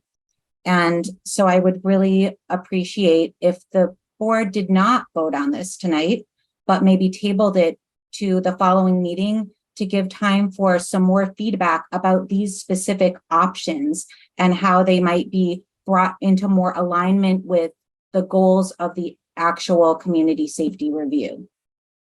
Okay. Thank you, Robin. To the room. And then Sonia, I've got your hand up, and if anyone wants to raise their hand who wants to speak. Yeah. Bump me, sorry. No worries. George Harvard, District 3. I haven't, coming a little bit from behind because I haven't read all the alternatives, but I'd like to thank you for responding to my email earlier and producing the spreadsheet from Peter Elwell. I saw you flip it there, Dan, so I guess maybe you all have it. Am I right? It was not part of this backup material tonight, if that's what you're I asking. urge you all to get a look at it. I'm assuming we have. You've seen it before, or some of you have seen it before. You had a consultant, all right? We did that. You got the input. You have the recommendations. What Peter, and I say Peter, but I'm sure all the town staff had a role in it, putting together this spreadsheet in which they have all the recommendations. They listed whether or not they're possible or not possible, under law. And they have columns of what the town can or has done on them. I think this is a place to start. I like the idea of what D has become of a work session first on where are we and where we want to go. It seems like running out and hiring a consultant is putting the cart before the horse. We'll get a consultant to tell us what to do. This is telling you what to do, okay? This is telling you what is needed. The question is how we're going to do it. You may need a consultant on one or two of these. How do we burrow down? How do we deal with, item number 5? Or I pulled that number out of the air. But much of the work here has been done. Just pulling one here. Number 8, I can't do this because it violates the 14th Amendment of the Constitution. So a lot of that can and cannot stuff has been done. I urge you to go ahead with the work session and reserve the idea of hiring a consultant to redo the work that was already done. Thank you. Great. Thank you, George. Sonia? And I've got FAR, and any other hands in the public want to speak on this in the room? Dick? Okay. And then we're gonna... I'm doing Zoom first, and then you're next, and then FAR. Hi there. Hi. I also really have a lot of reservations about option D. I appreciate that you want more community involvement. I think our select board and our town government should always want more community involvement. However, the community involvement that happened in the community safety review process was really, really intentional. You all, or the three of you that were there, voted to include stipends for everyone who participated. There was really targeted outreach. There was focus groups. The locations were really intentionally picked in order to make sure that frontline communities felt comfortable and safe sharing stories about really intense experiences with cops, with social workers, with mental health institutions. So if you're going to say we're going to reopen it for community input, you also need to include all of those pieces. You can't just have a public forum, because we've seen, as Robin said, we've seen really harmful things happen in public forums. I've seen really harmful things happen in select board meetings, like when people we were potentially going to hire referred to people in hard times in our community as cockroaches. So like that's the kind of thing we really, really want to avoid. So if you're going to have community input, it needs to be really intentional. I think you already have a parallel community safety group happening. That's downtown business owners. You do not need to redo the work of this report. The point of the report, like the very like distilled point of this report, is the same thing that national surveys for years and years have agreed is what should happen in order to reduce violence, particularly police violence. It is what our cops actually have come and testified to the select board that they also would like to have happen, is have cops do less. And you don't need to hire a consultant. You don't need to restart the process. You have a great memo from Peter with a lot of ideas about how cops could do less in our town, and you just actually need to start it. It sounded like option A is maybe the most likely to actually have town staff start to implement the things that are possible for them to do. Like, let's have a way for people to call 911 and not have cops respond. Let's start tracking data from our police stops, like much more intentionally. And if our town staff does not feel comfortable to do the work that Peter Elwell would have stewarded, let's hire someone to steward the work. I honestly feel like as a taxpayer, I feel like upset that you wasted $40,000 of our money for this to pay consultants on a pretty long process that has just sat there. And I don't want to waste another $40,000 on a different set of consultants that maybe will be like a little less challenging, but probably also a little less getting to the root of the issue. So if you are going to hire somebody, I really would want you to hire someone who's going to implement this, not someone who's going to redo it. Yeah, that's what I have to say. Thank you. Great, thank you. Dick? Dick DeGray, I wasn't a part of this process. Actually, I was opposed to paying volunteers to be on the committee. I thought that set a dangerous precedent, but that's somewhat irrelevant here. One of the things that strikes me is that this was done in 2020, and here we are halfway through 2023, and we're still at home plate. So I want to applaud you actually for getting this out in front, and there are things here that you may adopt and things that you may not adopt. But for the last 2.5 years, really, it's been referred to as a document, but nothing's ever really been done. I understand everybody's emotions who were involved with it. I agree with what Daniel said. Let's take a look at the document in a work session, and let's just jettison the things that we know that we can't do, we can't implement. And then there's other things that you can do. But I want to applaud you for getting this out on the table and starting a process. And I don't think that you're starting from really ground zero. I think you're at ground zero, but you're not starting the process all over. There's been a lot of good work that was done, and there was other stuff that was somewhat controversial that I heard on the street about people's opinions not being included, committee members quitting. I don't know if any of that's true, but people who were on the committee said, I quit because such and such happened. And so I think that D is a good option. And I don't disagree with anybody here. It's not like, hey, let's go out in the parking lot. We all have different opinions, but I applaud you for starting.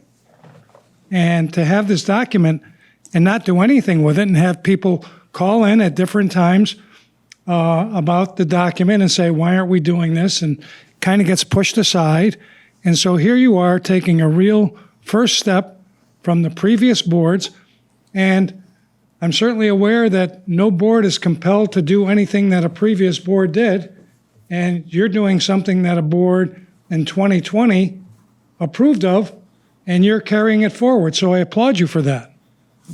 And so I think you should continue on this process, go with D, and if you feel like you don't, if you need consultants to help you, and you're going to have more staff people involved.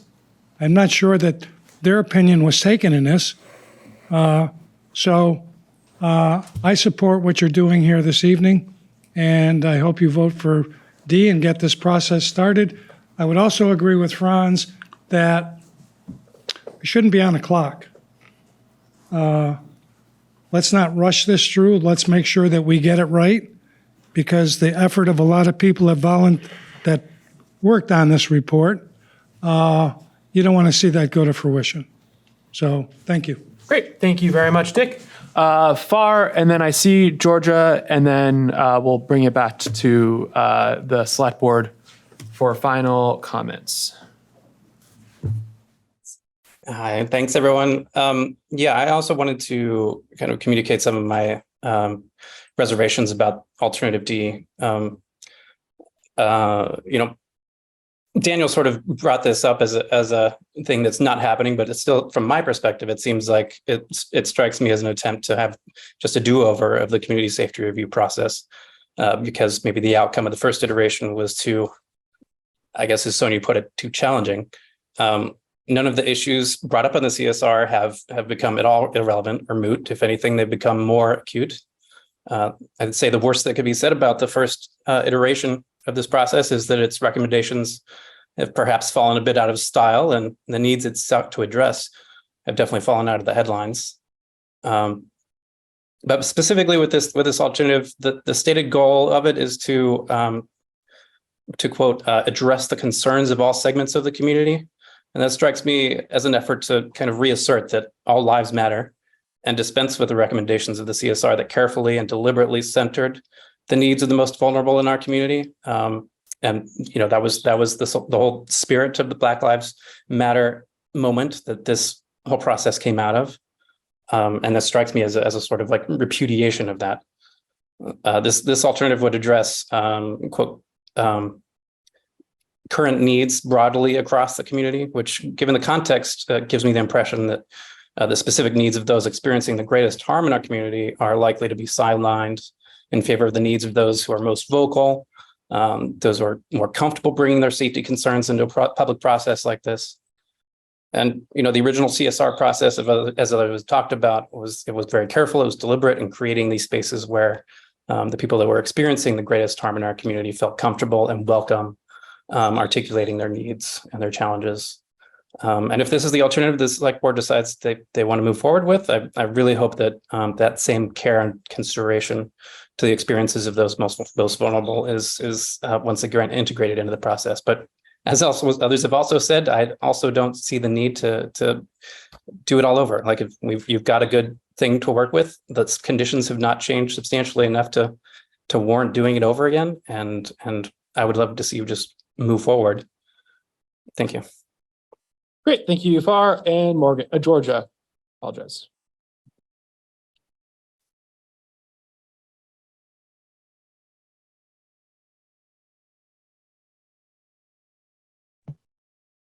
Am I unmuted?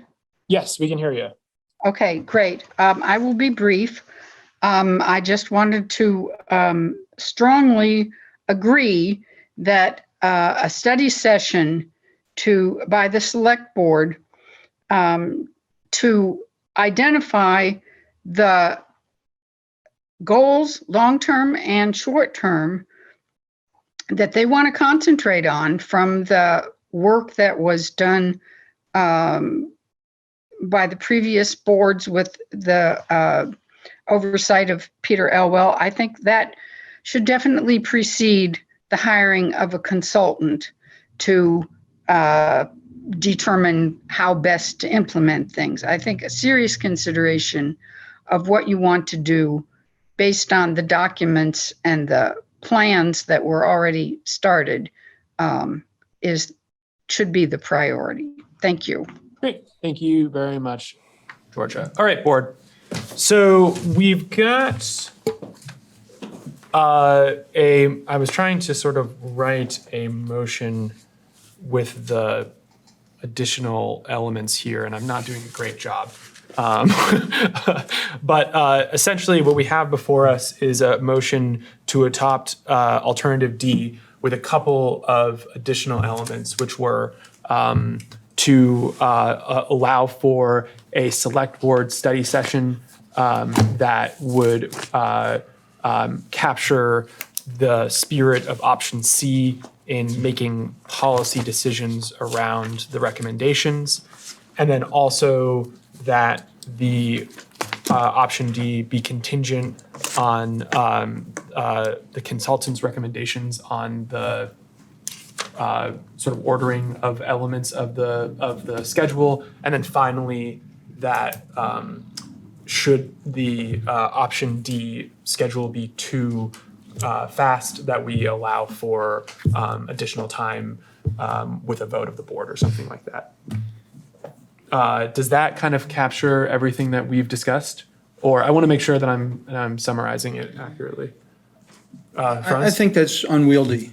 I agree. You know, It's not especially really- that we're going to have a vote of the board to adjust the timeframe. I mean, I think it's something that has to happen more organically than that. I don't know exactly what I think. Okay. But I'm not sure that has captured it in the best possible way. I think it's more important to have a start point, right, that this work will begin.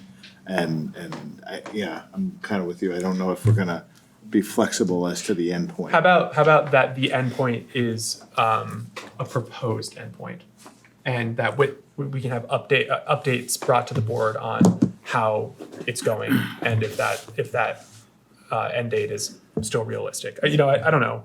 I think that keeps it in front of us and keeps that conversation stimulated. So I don't hate that idea. Franz, thoughts on? I know this is this element of the schedule is your issue. It's yes, but I'm looking at a much bigger set of concerns, really. And for one thing, I guess now I'm thinking, well, maybe the role of the consultant. I'm not anti-consultant, but I'm not sure what specific things we're looking for from the consultant in terms of, well, this part's pretty clear what we're going to do, but the implementation of this would take some real expertise. We need to know how it's been done elsewhere. I mean, I think there's a lot that we could learn from a consultant, but I'm not sure that we know right now what sorts of things we would end up looking for from a consultant. So I think alternative D is the right approach, but I'm not sure I know exactly what alternative D is at this point. And maybe that's partly the fact that we're struggling with creating language that incorporates all the thoughts that we've heard tonight. Maybe that's reflecting that we need to, think about it a little bit more. I guess that's what I'm saying. I'm just not sure what the wording ought to be to really reflect what the board thinks at this point. Okay, thank you, Franz. Other board members on Liz? I'm just trying to help you formulate a motion. Yeah, I wasn't quite trying to formulate a motion yet. I was more just trying to see if I had captured the three things that So were the part. three things, well, let's just go over them so I understand. The study session, flexible timeframes. What was the third thing? Third one was that just the proposed schedule can be flexible, as in when things happen, based on talking to that. So it could be flexible timeframes and flexible schedule. Yeah. So that way, because I just would hate to vote on this schedule. The flexible scope. Scopes. So that way we don't, hold somebody to something that they don't think is quite. So if you have a flexible scope and a schedule, then we're really not finished in discussing what the full alternative D is. And we could vote today and then vote further when we're actually hiring a consultant. Yeah, How do you mean that? I mean, I mean, when John brings to us a proposal to hire a particular consultant with a particular scope of work and schedule, then we can have input again into the process and vote on it. thoughts, board? Daniel? I guess a little bit like the motion that got us to here, we want to be clear, right? So like my understanding of why we're hiring a consultant is we want some help with creating a community safety implementation plan. And John has actually put in here that he would like some focus on first response, Yeah. right? So I'm assuming that consultants that you have in mind for this will have expertise in alternative first response. Yes. What happened? I lost my train. So I want to be clear what we're looking for, right? In hiring a consultant for this, right? We're looking to have somebody come and help us implement 41 recommendations, maybe, right? Including building alternate first response systems, which isn't actually really in these recommendations. There's some stuff that like maybe alludes to it, but it's not explicitly there. I don't know if any of that is helpful. Yeah, no, I think Yeah. I think it is. I think it's basically a question. I think it's really a question about when the work group for the select board on the 41 should happen is really a big part of what I'm hearing. I think that there are some of the recommendations that I don't feel like I have the expertise to make a decision on whether I support or not. Is one of the issues. Yes, I think that's So sensible. like I've sat with these 41 recommendations for a long time, and I don't know enough about some of this, and some of it I can do research on my own.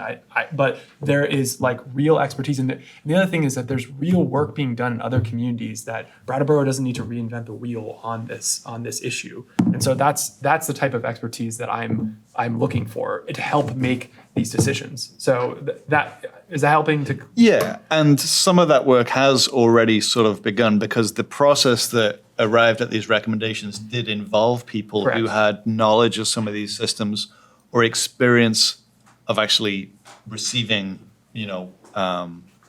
care or some kind of response from these systems. So when we have recommendations like, for example, which one? I should have prepared myself. But there are some recommendations around like non-coercive mental health services. Mm-hmm.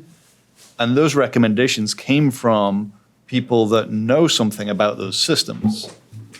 I would say from an implementation point of view, we don't know enough to be able to implement something around that. So Yeah, from a municipal side. Yeah. Right? Liz?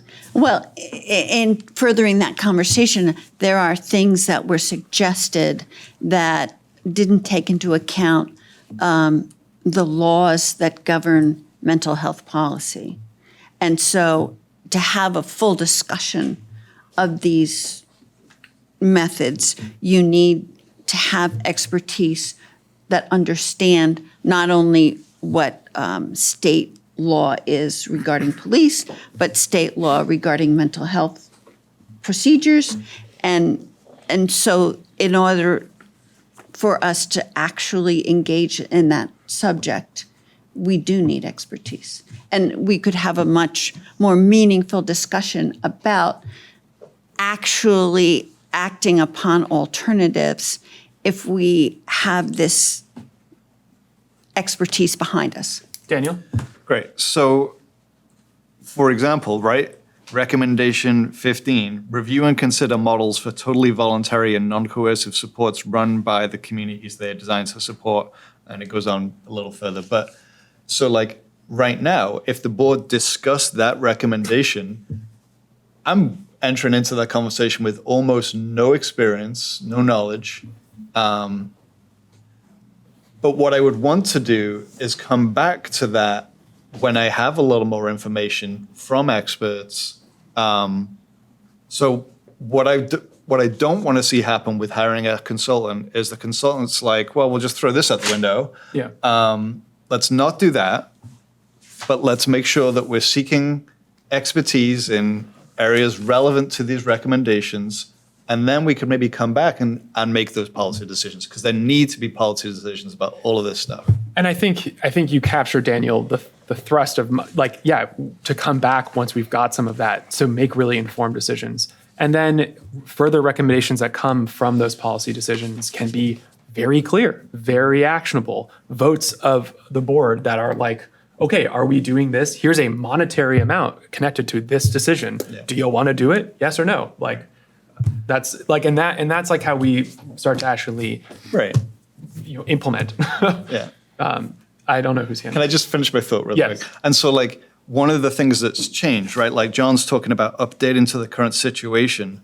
I don't think it's only about attitudes to safety. It's also about community capacity, right? So like there are things that I'd like to see happen in Brattleboro that I know from talking to some professionals in town ain't happening because we don't have capacity, not because people don't think it's a good idea.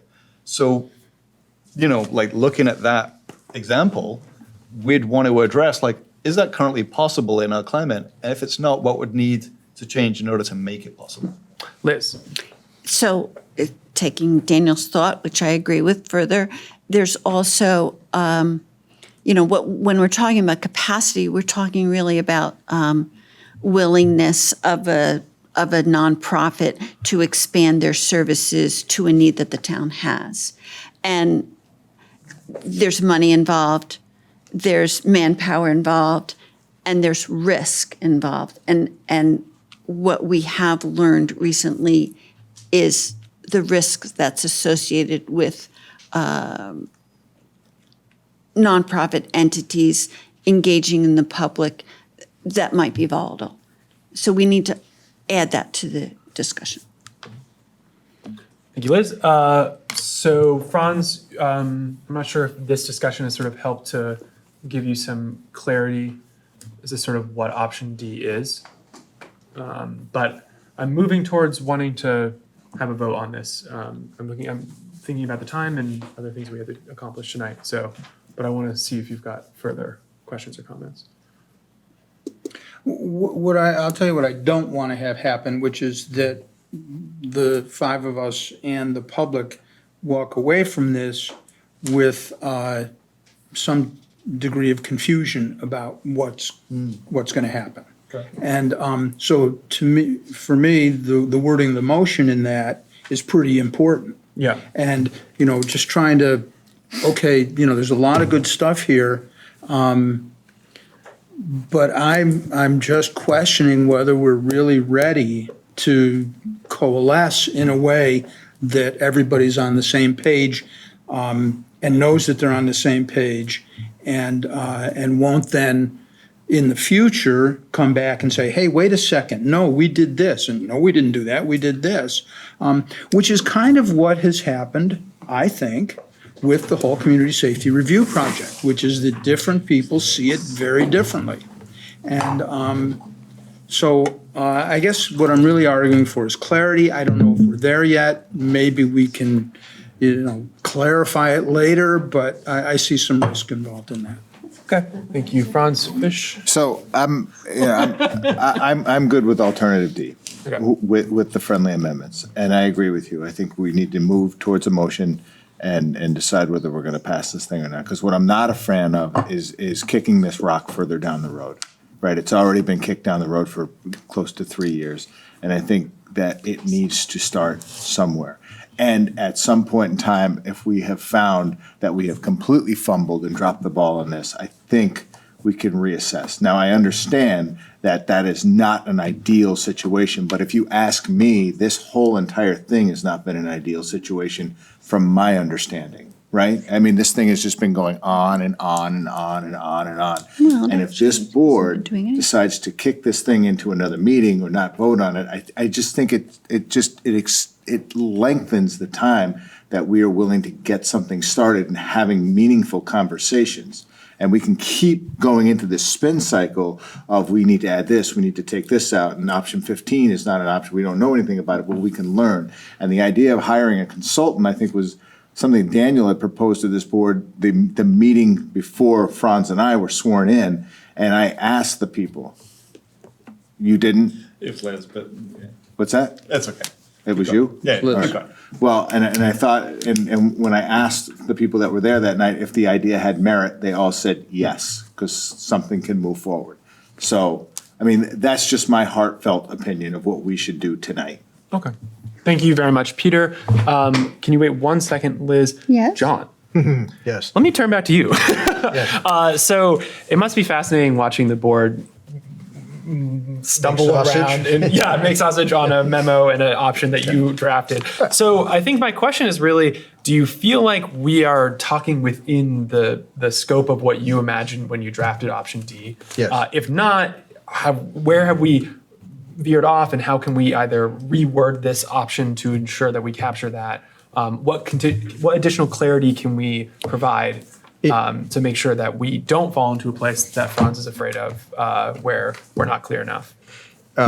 If your motion was to direct staff to pursue alternative D as the preferred alternative, as amended, my understanding would be incorporating a study session into probably around the second or third public forum. So you would have quite a bit of information at that point, I think, be able to really get into some of the policy issues that Daniel was mentioning before.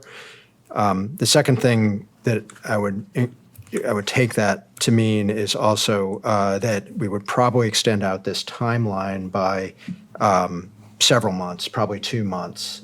And again, I see this as a project plan and these due dates as a goal. And if those were needed to be adjusted, we could talk about it at the study session or other times when we're addressing this item. But at least it would give us a plan to move forward and a way to get off the dime on this and get started. And if we need to adjust, we come back and talk about it more. Great. That's how I would see it. Okay. No, I thank you, John. I really appreciate that. Liz had. Yeah, I just want to really to reiterate that what we're doing tonight is giving the town manager and staff guidance to go forward. And we will, I'm sure that there will be a process where the select board approves the consultant and the scope that he has in mind. Is that correct? Mm-hmm. And then I think Daniel has some language that might be helpful in terms of a motion. Maybe, unless if you don't need it. If you just do it's as clear. amended. As amended. Just as amended. Okay. Okay. I mean, I'm hearing pretty good consensus around Right. those things that I was talking about, Mhm. but Right. Okay. What you just said back there just is what I think is should be happening. Yes. Okay. Franz. So here's an example of my concerns is that I'm not sure when the select board study session should be. Originally, Daniel proposed it as like, let's do that right out of the box. And actually, the more we've talked, the more I agree with that point of view, even though I didn't necessarily agree with it at the beginning. John just said, well, maybe it would go after one of the public sessions, which are, some number of months from now and well into the process after the hiring of the consultant, et cetera. So I'm just not sure we're all on the same page with regard to the study session and how that interacts with the hiring of the consultant and stuff like that. And I'm okay with some ambiguity like that as long as we realize that it's there and that we haven't made a decision on that and that we're going to have more discussion. I totally agree with Peter that if we can get this going, let's get it going. Let's get it going, but let's also be flexible about how the different parts interact. Yeah, fair. Do you want us to just nail down a date on when we're going to do the study session tonight, or? Not really, no. Okay. I don't. I want to think about it, and I think other people might have really good thoughts about it too. And, John had a proposal that I don't think is unreasonable. It's just I haven't had a chance to think about it. Okay, Liz, and then I just want to voice my continued opinion that some of the items in the menu of recommendations requires expertise that we do not have, and I'd like to hear from them first before we have the study session. Daniel? And completely opposite to that, I could imagine a study session where, because this 5-person board has not actually worked on these recommendations together, and John has never worked on this with us either. So we go through them, we ask all the questions that we need to ask about them, we reveal where we really don't know enough, and that gives us gaps to fill, gaps in our knowledge to fill.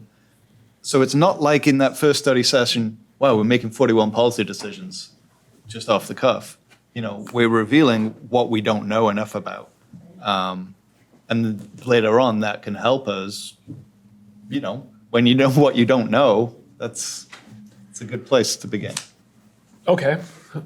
So we could do 2 study sessions. Sure. One at the beginning, one in the middle. I like that. And so the idea would be that if there are proposals that are part of the 41 that we need additional expertise on, we would essentially say we're going to wait on these until we got more information. We'll know what kind of information we need, and then we can also move forward on ones that we are able to without that. How does that sound? I like that idea. Okay. I think it allows us to get this thing started. Okay, so we'll do, yes, Daniel. I'm sorry, I just want to be clear. If it's a study session rather than a policy-making moment, right? It's like revealing where we want to learn more rather than shoot us something down. Because 3 people can shoot something down very quickly, or 3 people can make something happen very quickly, even if we don't know anything about it. Right? So I would just like a commitment from the board to have an open mind to say, we don't know enough and we'd like to learn some more, rather than this is never going to happen. Okay, thank you, Daniel. 2 study sessions, proposed schedule that is flexible for scope based on the the expert's, review, and a timeline that is a goal but not set in stone. The first study session with open minds of the select board to happen prior to first. Yes, board? Sure. Okay, in that case, Liz. I just want to applaud Ian's negotiating skills. Instead of splitting the baby, we now have twins. We have, so great. Is it going to be the most effective way of doing it? We will see. In that case, board, all those in favor of, I guess I'm going to read it. Would you like us to spell it out, or? Sure, please. Okay. Yeah. Thank you.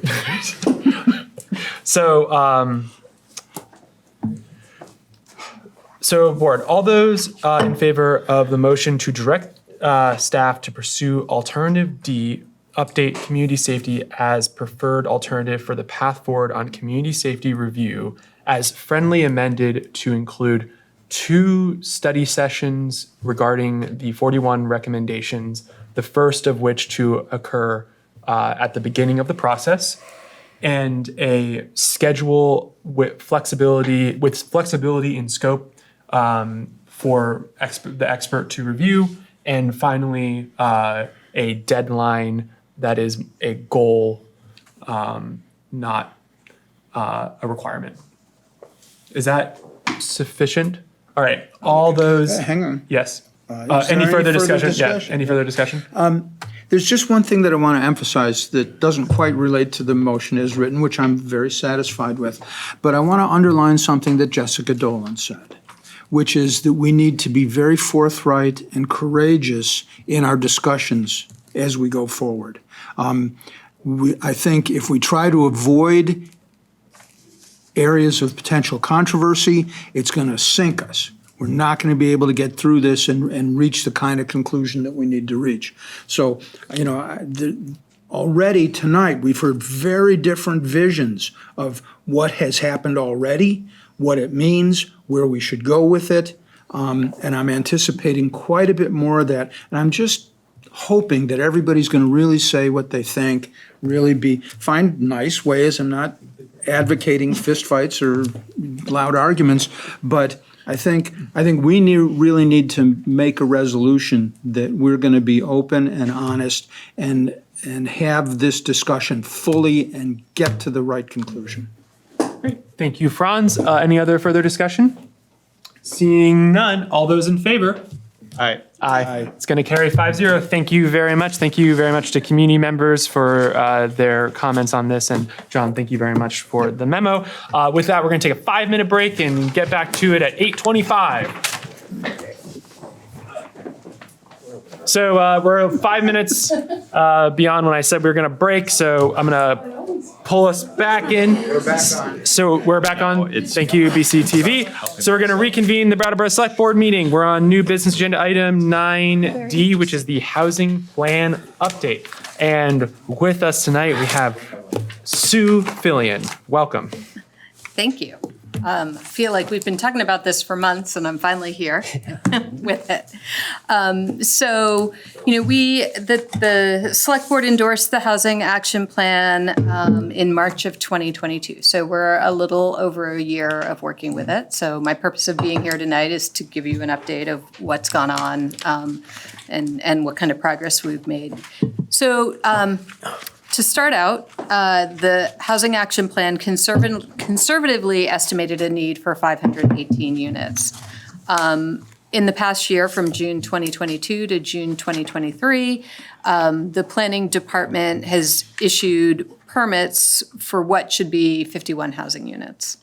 Now, this doesn't mean they're all here yet. So, for example, TD Bank is being redeveloped with 11 housing units. The DeWitt Building on Flat Street is currently in development. That's 15 housing units. So, zoning permit is just an easy way where we can kind of track the development, what we think is coming online. It can take some time.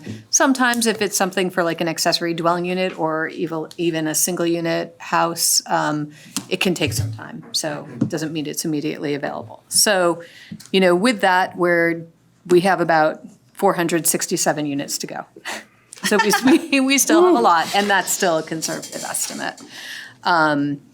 Significant work that the Planning Department and other staff have undertaken in the past year is actually one of your next agenda items is a public hearing on land use regulations. So we received a grant from the Department of Housing and Community Development to work on our land use regulations to reduce barriers to housing. So the next agenda is going to tell you all about that, or the next item will tell you all about that. But staff and the Planning Commission worked with a consultant over the past year to reduce those barriers. So that's been a significant amount of work that we've done. And the other thing that we've been working on, which you'll see in one of your upcoming meetings, either the next one or the August one, is there's these state designation programs. We currently have a designated downtown, a village center, and a neighborhood designation, or neighborhood development area. We are going to be submitting for a new neighborhood development area and expanding the current one that we have. So that's something that will come before the board. And that's important because there are certain benefits, reduced permitting, potentially no Act 250 for certain qualified housing projects. So, and other state tax credit incentives. So we've been doing a lot of that work, and that goes tandem with the land use regulation amendments. The department has had a lot of conversations with people who are either in the housing production, architects, developers, contractors, talking to them about what are some of the barriers, what are some of, and not just land use, it can be financing and those kind of barriers. Just to kind of get an understanding of what barriers are out there. And so that has played into ideas that we've taken up in the land use regulation amendments. We've also talked about, what are their needs for financial assistance. So staff has been doing a lot of that work. And then there's also been a lot of communication with just applicants that are coming in, they want to put in a single unit on their house, or maybe an accessory dwelling unit, or they're redeveloping some commercial property. And our office is always encouraging housing units with that development, more housing units. So that goes on daily. The staff in the planning department, my colleagues, Brian Bannon, Steve Hayes, Stephen Dodson, they've all have these conversations in the community trying to spur housing. Stephen has done a lot of work with the faith communities, kind of saying, oh, it could be adjacent to your mission. Have you thought about housing? And then there's the energy efficiency work that the partnership with Efficiency Vermont, the Energy Committee, and incentives that they're bringing to both Brattleboro property owners and possibly cost-burdened renters to improve the efficiency of their units. So I think there's a lot of good work that goes on daily that's, maybe on the down low for most of the public. And Brian is constantly sharing resources to create additional units, whether it's the Vermont Housing Improvement Program that's run out of Wyndham Windsor Housing Trust, Brattleboro Area Affordable Housing. Steve has done a lot of literature looking at costs, how different regulations may add to the cost of development. And then we've been myself and other people, other staff members in the town have been working really closely with the Housing Coalition to be part of the housing needs discussion in the community. And our meetings, they run the gamut from, talking with different developers, how they've successfully pulled off projects, to, meeting some of the affordable housing needs of the community, and even discussing the unhoused situation. So we're definitely involved in those conversations that are happening at a greater level. So, and that involves people like the Wyndham Windsor Housing Trust, BDCC. So, workforce housing needs are being discussed. What projects are coming online?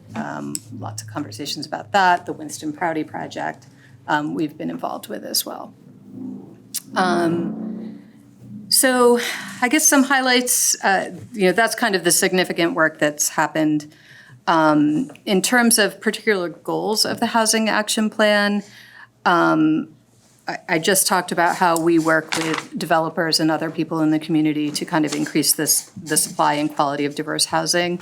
And, I just want to be clear, we're talking about, we need all types of housing. So we're talking market rate and subsidized housing, large scale, and the incremental development of units, the 2 or 3 units that might come from a person that's interested in adding units. So again, we're constantly having those conversations. Goal 2 in the Housing Action Plan had to do with new funding streams. And the housing problem in Brattleboro is not just in Brattleboro, it's throughout the state. And you may be aware that the legislators and the governor signed off on the bill have enacted a lot of new funding sources. I would say over the past 2 years, it kind of started with state ARPA funding, and it's kind of worked into the general funding of the budget as well. So that's not something we've done at the local level, and is getting into identifying new revenue sources for housing. We've been doing all the other work. So maybe that's something that we'll take a look at in the next year, but also see how some of these new funding sources from the state play out. And those include the Vermont Housing Improvement Program, where people can get up to $50,000 for a new unit, qualifying unit. There's the Middle Income Homeownership Development Program, the First Generation Home Buyer Program. Again, these are all operated out of either regional agencies like Wyndham Windsor Housing Trust or state, Vermont Housing Finance, or other groups, but they're out there. And there's also a landlord relief program. Some of the board members may recall that in, I guess it was 2021, when we were talking about housing, we were looking at some sort of fund that would help landlords with repairs that they might have to kind of reduce their risk. There's actually a state program that's been stood up at this point. So yeah, again, in short, we haven't identified or stood up any new regional or municipal funding sources. That's work we still need to dig into. In terms of supporting residents, goal 3 was supporting residents in their efforts to find and retain quality housing. We're certainly encouraging infill housing. We've done some educational neighborhood walks with the land use regulation amendments, just letting people know and educating people about infill and the type of housing that we have in the community, because sometimes the number of units are not readily apparent. They look like single-family homes maybe, but they have lots of units.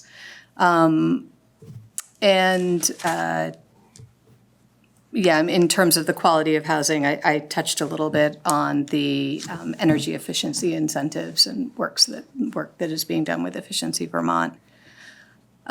Moving forward in the next year, we've done a lot of work. Steve's done a lot of work to analyze different sites, town-owned sites, particularly at this point, those that are vacant, but we know we have a lot of underutilized town land. And so we'll be looking for, looking at them to figure out what is their potential for a housing development.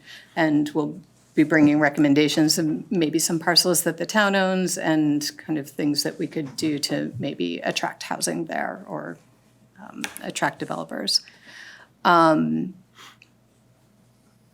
Yeah, we're gonna, the Winston Prouty project is big. There's a couple of other housing projects that are not public yet, but we're gonna continue to work for and support the housing development of these larger projects in town, because we really need the larger projects to make those changes. And the Housing Action Plan, talks about the town putting more information out there. So we're going to develop that part of the website, the new website, when it comes with maybe up-to-date tracking of housing units that are coming online, resources for both renters and property owners. The Housing Coalition is doing some of that work now, so we will definitely be pushing that out as well. So that's kind of where we are and where we intend to go in the next year. Excellent. Thank you so much, Sue, for the presentation and update. Board, no motion to be made here. This is just a update to us on the status of the Housing Action Plan. So questions or comments? Liz? Thank you. Hey, Sue, thank you for this. This is very nice. I am concerned about strategy 3C. Page number, please. Page number 104 of 203. Work on a local licensing program has started. Pardon me? For contractors. For contractors. I'm concerned that that's going to exacerbate the existing competition or lack of availability of contractors working in Brattleboro. I think I found a typo because we have not started anything on a local licensing program. So good. That's not.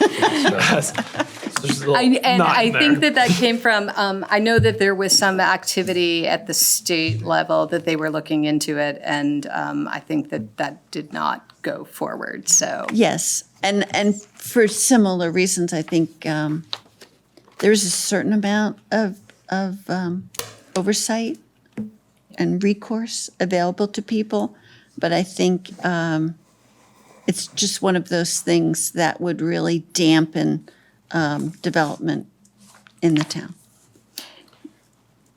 Yeah, I mean, I think that, there could be some consideration, particularly when we're talking about the quality of housing, but the town did implement the rental housing, inspection program, and I think that is helping. Yeah, I would think that would be sufficient.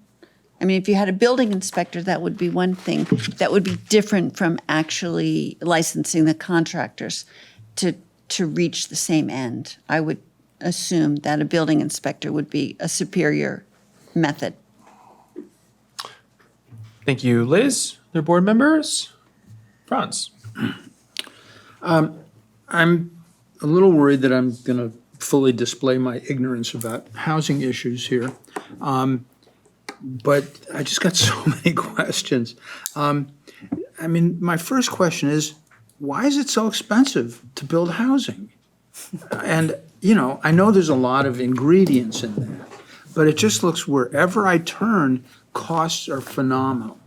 And I'm not sure what anybody can do about that. I mean, the fact is that Brattleboro's economy just won't let people afford what it takes to build a house these days. I mean, you know, I keep hearing $300 a square foot, and maybe that's on the low end. And, you know, look at the size of this room. What's this?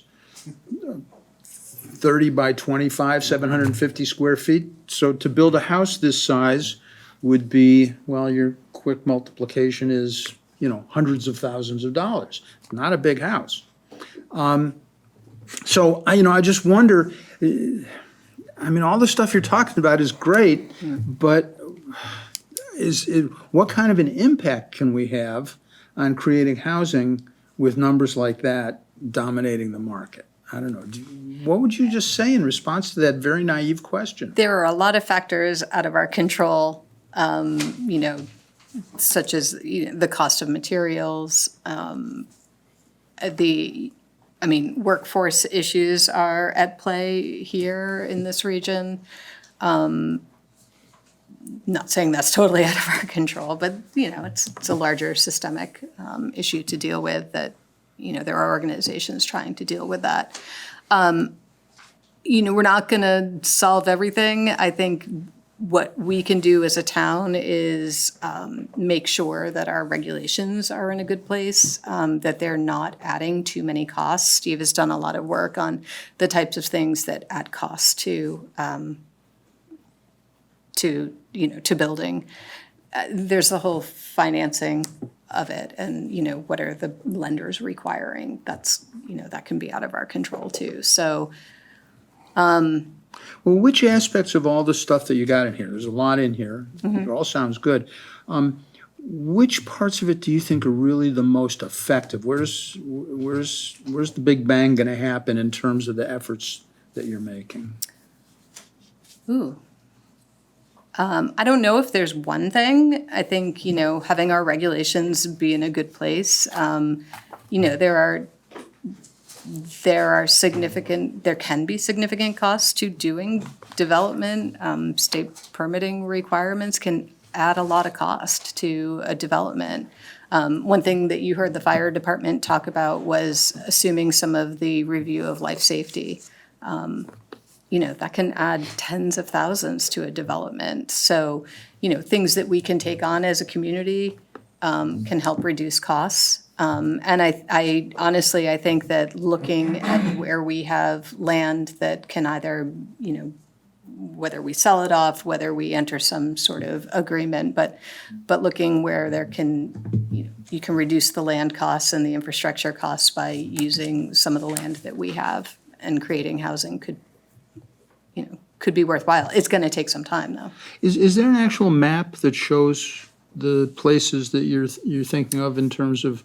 We have some mapping done. I mean, we'll refine that kind of in this next phase. And that'll be available for people to look at online or something like that? Yeah, we'll make it available. I mean, just out of curiosity, I would love to know what parcels you're talking about, et cetera. Go.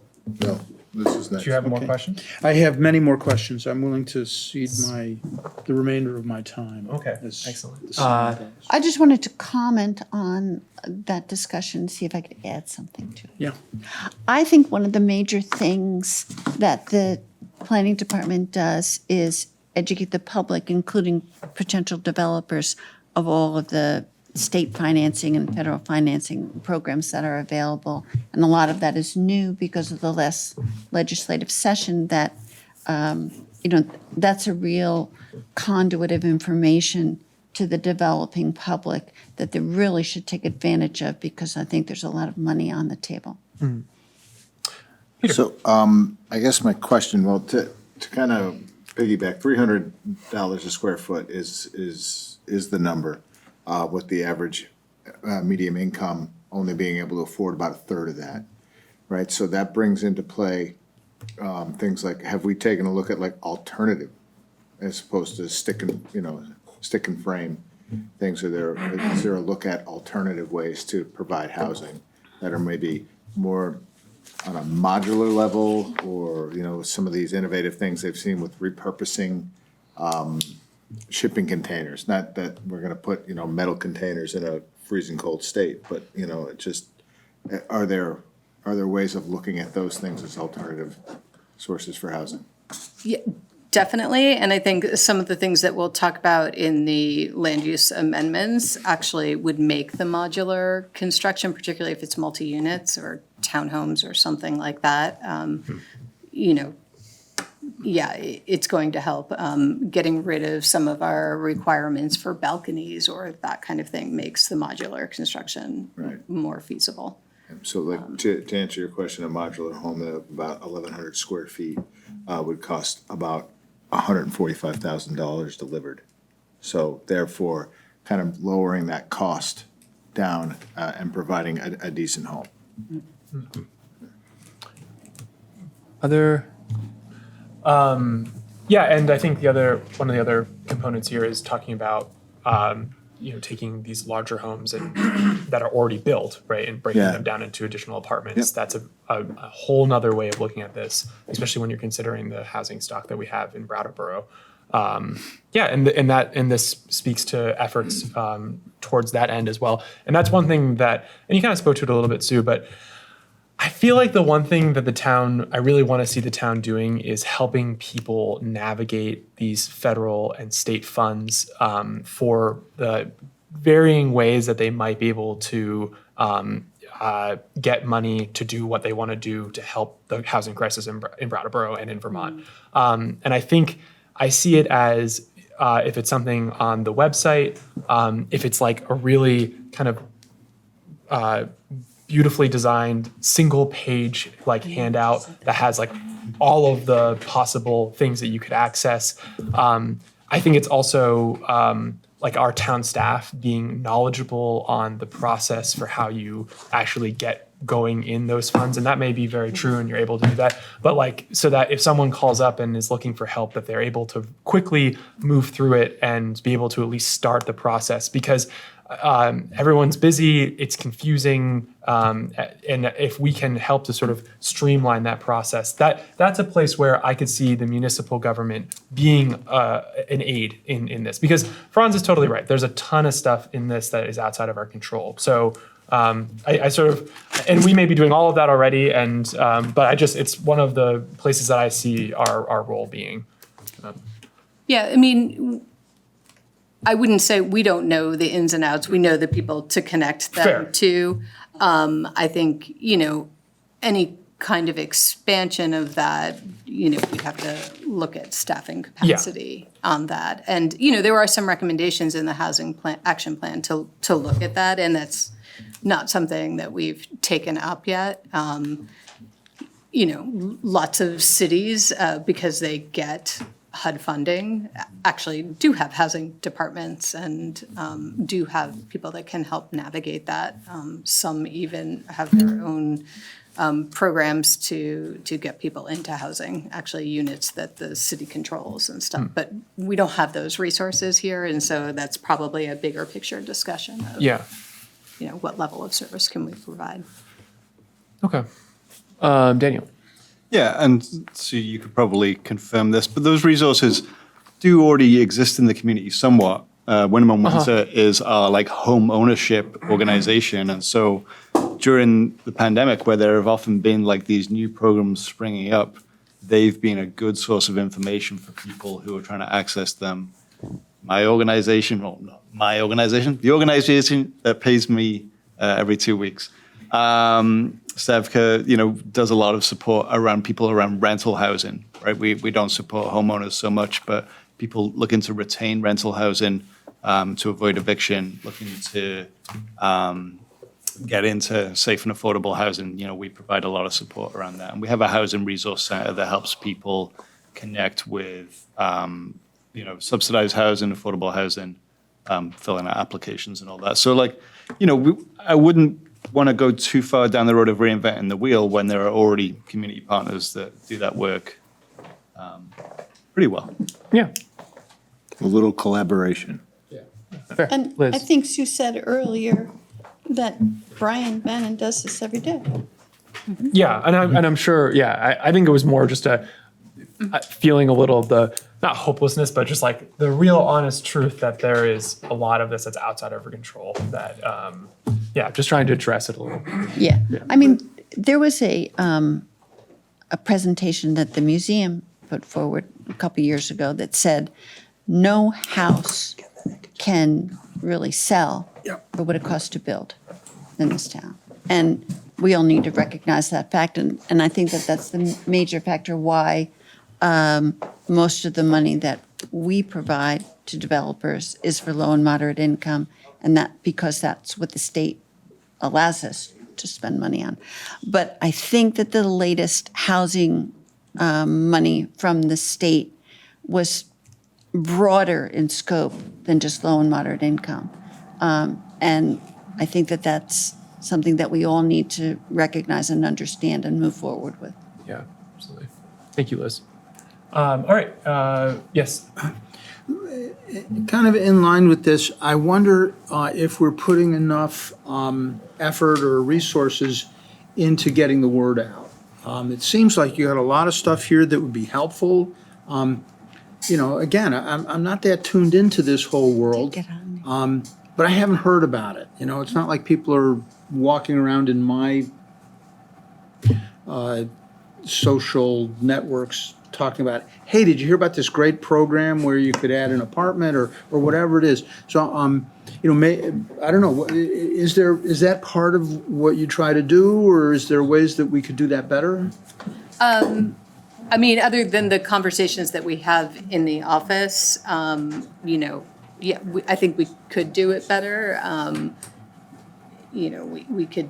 The Housing Coalition is trying to do that better, so I think that we can continue to work with them and then Has that been maybe on take advantage. Vermontitude yet? Mm-hmm. It has. Yeah. See, I'm just, This is what, it's on do me. you think I sound this smart on purpose?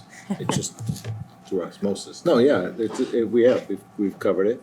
I happen to know a lot about the housing crisis in Brattleboro. I've tried to work to resolve it. So there's a lot of knowledge. I think that this report really shines a big light on it, and there's all kinds of other alternative options that are out there that we should be taking a long, hard look at that will drive costs down. If we start to drive costs down on housing overall, you will notice everything begin to level out and become a little bit more reasonable, but not in a timely fashion, not in a fashion in which we need it, which is now.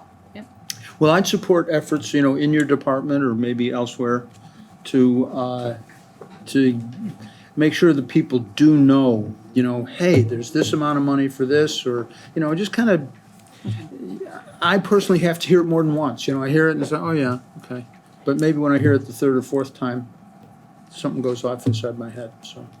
Yeah, at our Housing Coalition meeting yesterday, we're kind of working on that resource list, and it's going to be formatted by one of the partners in the Housing Coalition, so we can definitely be pushing that out, and there's more we can do to help that along. Let's hear from the public. Frick. And then Far, I see your hand, and then anybody else? Thank you. Frick Sprite here. I saw you looking at your watch. I tried and be brief. Wasn't in regard to you. I'm just keeping track of the meeting. That's all. Yeah. With all the good work you're doing on housing, are you also keeping track of making sure that we have the access to jobs? In other words, supporting commercial endeavors so that there are good paying jobs for the people who are housed. It's not something that, it's something we're always kind of looking at, but we don't really do economic development out of the office. We certainly work with BDCC and DBA and I'm just talking from a planning perspective, supporting people who want to expand or build businesses in town. That's a little outside the scope, Frick, but I don't know. So if you feel like there's an element of that has to do with the housing I mean, obviously, any applicant that comes to our department that, wants to expand a business, we're going to work with them and send them to the resources, the financial resources. I worry about the cause of the day running over, a balance. But as far as housing goes, you guys have touched on a number of the issues that affect it. There are also things like, having adequate recourse when things go wrong, finding places for those people other than private housing providers as appropriate housing for people who are having a hard time managing their situations, finding the supports for them so that they hopefully can become more functional members of society. As far as costs go, I could go off for an hour on that without touching on all of it. But that's where the idea of a housing committee could help inform the select board, crowdsource a lot of this stuff and help put it together in a form that you guys might be able to make sense of and digest better from the perspective of people like some of the folks at Sevco are doing great work, and some of the local housing providers and people in other aspects of it, so they sort of synthesize the whole picture. So I'm hoping that you'll look at that idea soon, and maybe we can make some progress. Thank you, Frick. Far?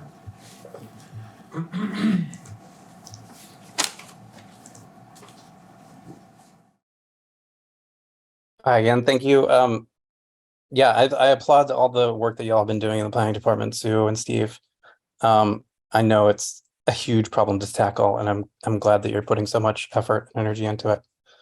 Kind of putting my housing activist hat on, I'm a little bit disappointed that there's not more movement on what is it, 1E, I think it was, 1C, 1D, about housing cooperatives.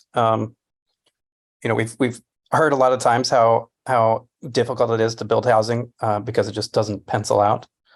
And it doesn't pencil out because the private market, the markets that we're in don't allow it. And so working within the markets is maybe not the best approach. And, building these sort of limited equity and shared equity housing options, I think would go a long way towards kind of shifting that dynamic to a certain degree. I mean, maybe that's something that's often a little outside of planning department's purview, but I would love to see, I see you've done some research on it, but like research also in like finding funding sources for some of that stuff and promulgating information about it more broadly would be great. Sort of to Francis' point, like getting the information out there. This is an option. It's not just subsidized housing. It's not just private housing. It's not just Winnow and Windsor, which mostly focuses, as far as I understand, on private individual or family housing, and not the sort of collective solidarity economy sort of solutions that are out there and have been demonstrated in other places.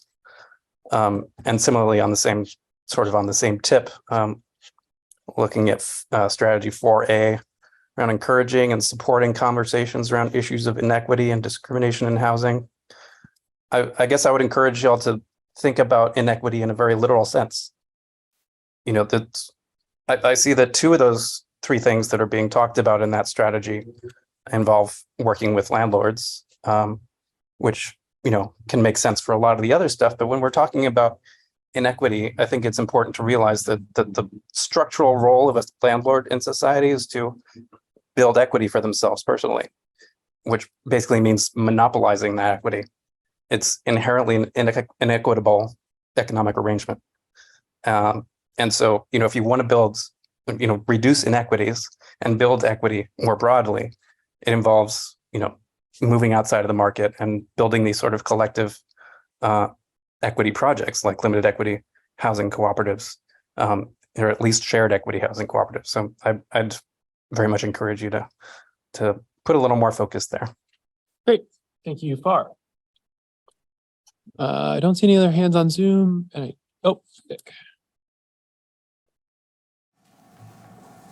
Dick DeGray. It was good to hear you talk about all levels of housing. I've been talking about for a long time what you did mention. Franz talked about it. Why we haven't taken the list of properties that we own, because there's a process. The board doesn't have the authority to sell any properties. It has to go to town meeting. And so that list should be drawn up. You could have a town meeting in 3 months to get the approval to sell properties and or give them away to potential builders or single-family homes, whatever the properties, whatever the land could afford to build on. And why we haven't done that now and come up with, okay, we're going to give you this property so you can build a duplex on it because that's what it'll hold. Or you can have this property here because it can hold 10 units. That's something we can do right on the Gideon. We talk about it, but there's no action on it. When I think about that project on Flat Street, those units are roughly $650,000 to do in that building. I think that's the cost. I mean, that's absurd. When Wyndham Housing Trust refurbishes a building, a private contractor can't do what they do because they're not getting the funds to do it. So we have to find a way to say, okay, now permitting costs, let's do away with our permitting costs or greatly reduce them. Do a tax stabilization agreement with property owners or developers to say, okay, we're going to do this for you. Wyndham Housing Trust pays 75% of what regular Brattleboro taxpayers pay. That tax rate's set by the state. So in reality, every taxpayer in Brattleboro is subsidizing 25% of what Wyndham Housing Trust bills. And so I'm supporting them indirectly. And so we could do that with new initiatives on our own. We can adopt that policy to say, okay, so this is what you have to do with your rental rates. You're going to get the land for free. So there's some things that we can do right on the early onset to reduce costs, to encourage building. And so I'd really like you see to get that list of properties that we own, get them in front of town meetings so we can get an approval for them, and whatever strings that you want to put on them, whether you give it to sell it to somebody for $1 or whatever you do to say, okay, we can get so many units out because we have a lot of property. Not all of it buildable, right? Mm-hmm. But there is a lot of buildable property in Brattleboro. So I would strongly encourage you to do that. Great. Thank you very much, Ian? Dick. Yes, Liz. I just want to comment that much of what Dick just discussed is on the list of ARPA suggestions from the staff. Yeah, and is there, Sue, is there work starting to be done on collating a list of properties owned by the town? So we have some initial mapping of it, but more at kind of, okay, here are the parcels, here's the parcel size, here's some of the slopes, you know, if you put the setbacks on it, what do you have for buildable? It's not, we haven't gone through and done a feasibility study. Okay. Necessarily that would say, here's the top parcels, or here's what we think you could get. Okay. But that's something we'll be working on. Okay. No other hands on Zoom and no other hands in the room. All right, board, any other final questions or comments? Okay, seeing none, there's no motion. My only request, actually, I do have one quick request. Can we talk about this again, maybe in November? Absolutely. It's one of Yes. your select board goals. Yes. Right. It's a select board priority. I'd really like to just, I think it's been 18 months or so since we implemented this. I think it's a little long in the tooth and sort of hearing about it. So let's hear about it in November, and I'll look forward to that discussion. Yeah. Great. Thank you very much, Sue. And I think you're sticking here with us. I am. Okay, so we're going to move on to new business agenda item 9E, which is the first public hearing on land use amendments. And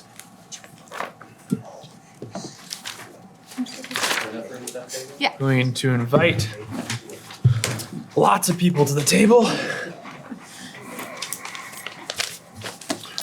Welcome back. And So with me at the table now is Steve Hayes. He's the planning technician. He staffs the planning commission with me, and Tom Mosikowski, who's the planning commission chair. If you want to say any words first? Yeah, well, I expect staff is going to, say the bulk, the brunt, of the words here.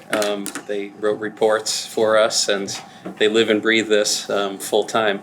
But I'm here as just another voice to help explain any of the amendments that you may have questions about, if they're drawing a blank or want a more thorough contribution to the explanation. great. There's a presentation, I'm assuming, yes. There is a presentation. We'll try to keep it brief. But the Planning Commission has spent the last about year working on amendments to the land use regulations through a bylaw modernization grant, which I just kind of mentioned. Yep. This is state funding to help. So help reduce barriers in the zoning. We're asking that you hold a first public hearing in the land use amendment adoption process. So the requirement is the select board has to have 2 public hearings, and then they can vote to adopt, make changes, or send it back to the planning commission, or just send it away entirely. So we do have a short presentation to kind of explain the work that's been done. If you could move to the next slide. This was state funding. Actually, I went over everything on this slide. We began work last summer. We hired a consultant, Brandy Saxon from PlaceSense. And so we're here for a public hearing on them. Next slide, please. Some of the minor adjustments, and some of them go along with state statute changes. We want to eliminate the owner occupancy requirement for properties that have an accessory dwelling unit so that both of the units could actually be rentals. We want to remove restrictions on the number of bedrooms in an accessory dwelling unit, and that brings it into compliance with state statute. We had a couple of different ways that we measured height in the land use regulations, and so we are basically going with the definition of a story. I should back that up. We had 2 different ways to measure stories depending on which zoning district you were in. But we've kind of revised that so that story doesn't take into account partially below grade, space under a roof gable. Those won't count to the story. So you can actually get a little extra in there. Huh. Currently, our regulations do not allow ground floor residential in the urban center zoning district, which is pretty much our built-up downtown. The market's kind of changing on that, and our urban center zoning district actually takes into parts of Harris Street where there's not so much demand for ground floor retail or office space, and so we are proposing an amendment that would basically, if you're a storefront building, then you would need to preserve that storefront. But there might be suitable places where it could just be residential on the first floor. I mean, you think about a city, not every building has ground floor retail or something. Sometimes there is ground floor living space. There's some revisions to the planned unit development provisions to align with other changes that we're making. To be honest, the planned unit development provisions that we created in 2015 really haven't been taken up.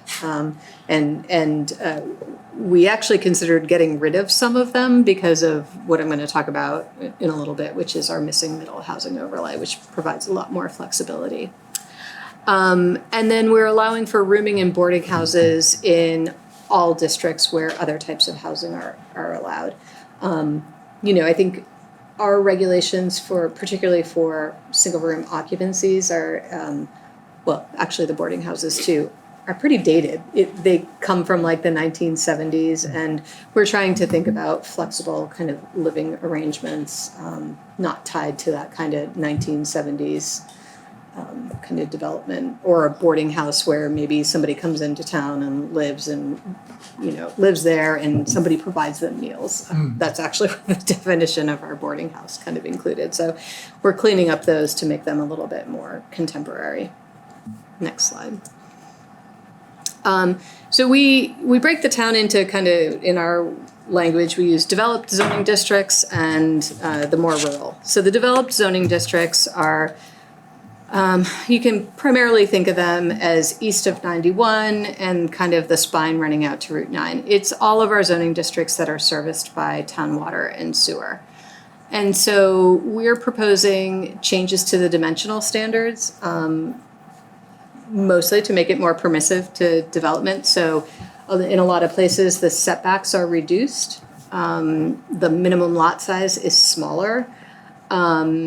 The maximum building footprint is larger. So when we did the regulations in 2015, we were kind of preserving the neighborhood kind of character, kind of locking it in place, but like we actually need to like allow it to grow a little bit. So we're hoping to see some incremental change that, in one district, if it's a 12,000 square foot, this is in our neighborhood center, previously it was a 12,000 square foot maximum building footprint, and we're recommending it go up to 20,000.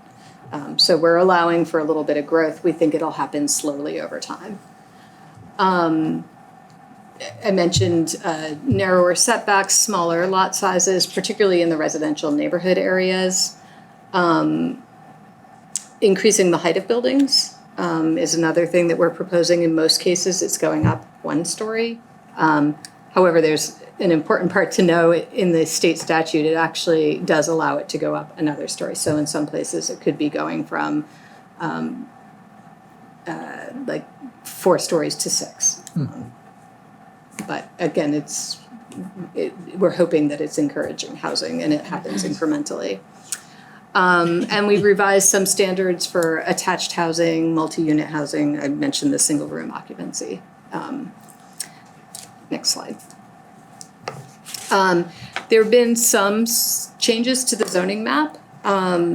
We currently have a rural business zoning district. I'll show you a map in a moment, which is out basically near the Sunset Lake Road, kind of that commercial development out there.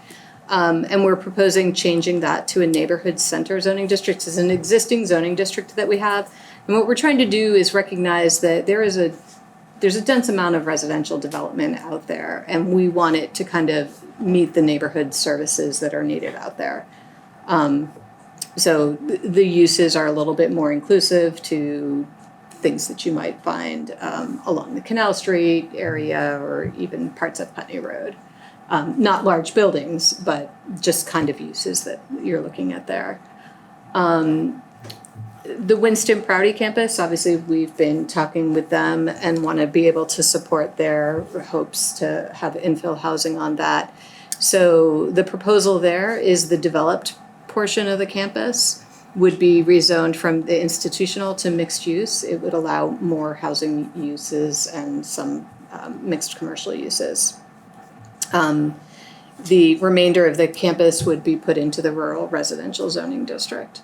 And some of that area, there was some debate and discussion with them as to whether or not that's, the appropriate district for it to be put in, but there are a lot of physical constraints, natural constraints on that part of the site, including their Act 250 permit, which has some conservation requirements there too.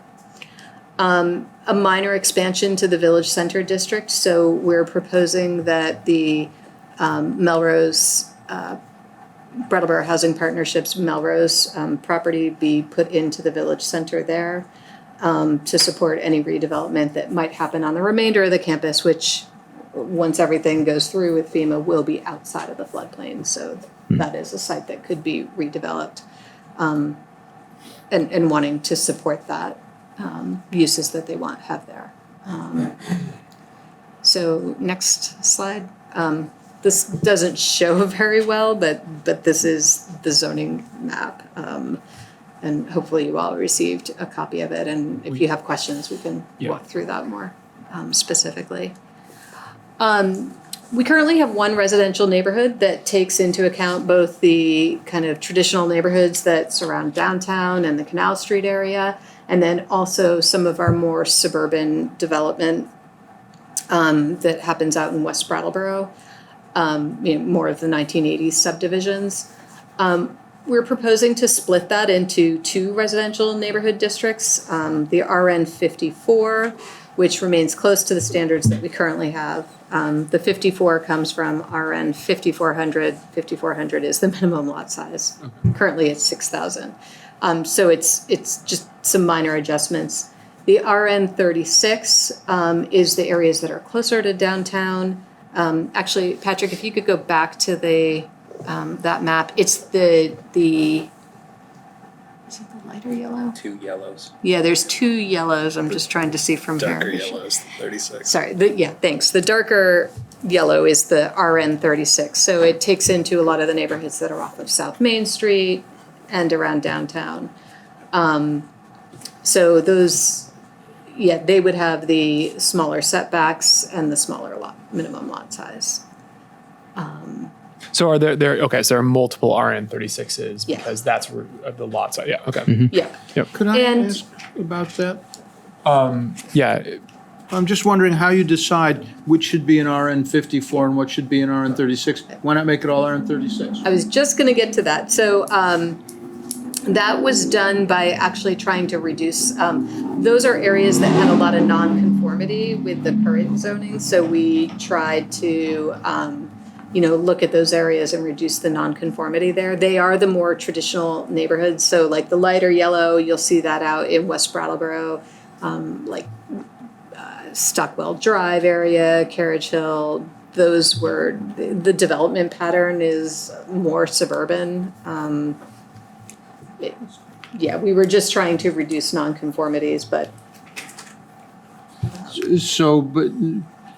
Which probably is a good thing, but it doesn't create more housing. I mean, if the lot sizes could be smaller, couldn't we have more well, I'm houses? going to get there. Yeah. Let's. There's another option to Okay, get to. I just- Yeah. Fine. No, Sorry. it's good. We're going to get there in the next segment, which is where we really hope to get more housing. Yeah. Okay. So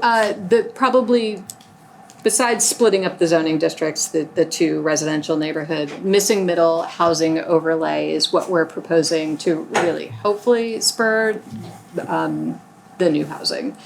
And it's really about creating the missing middle housing. And this has nothing to do with income level of the housing. It has to do with the residential building form, the types of housing. And they kind of sit anywhere between a detached single unit or a large apartment building.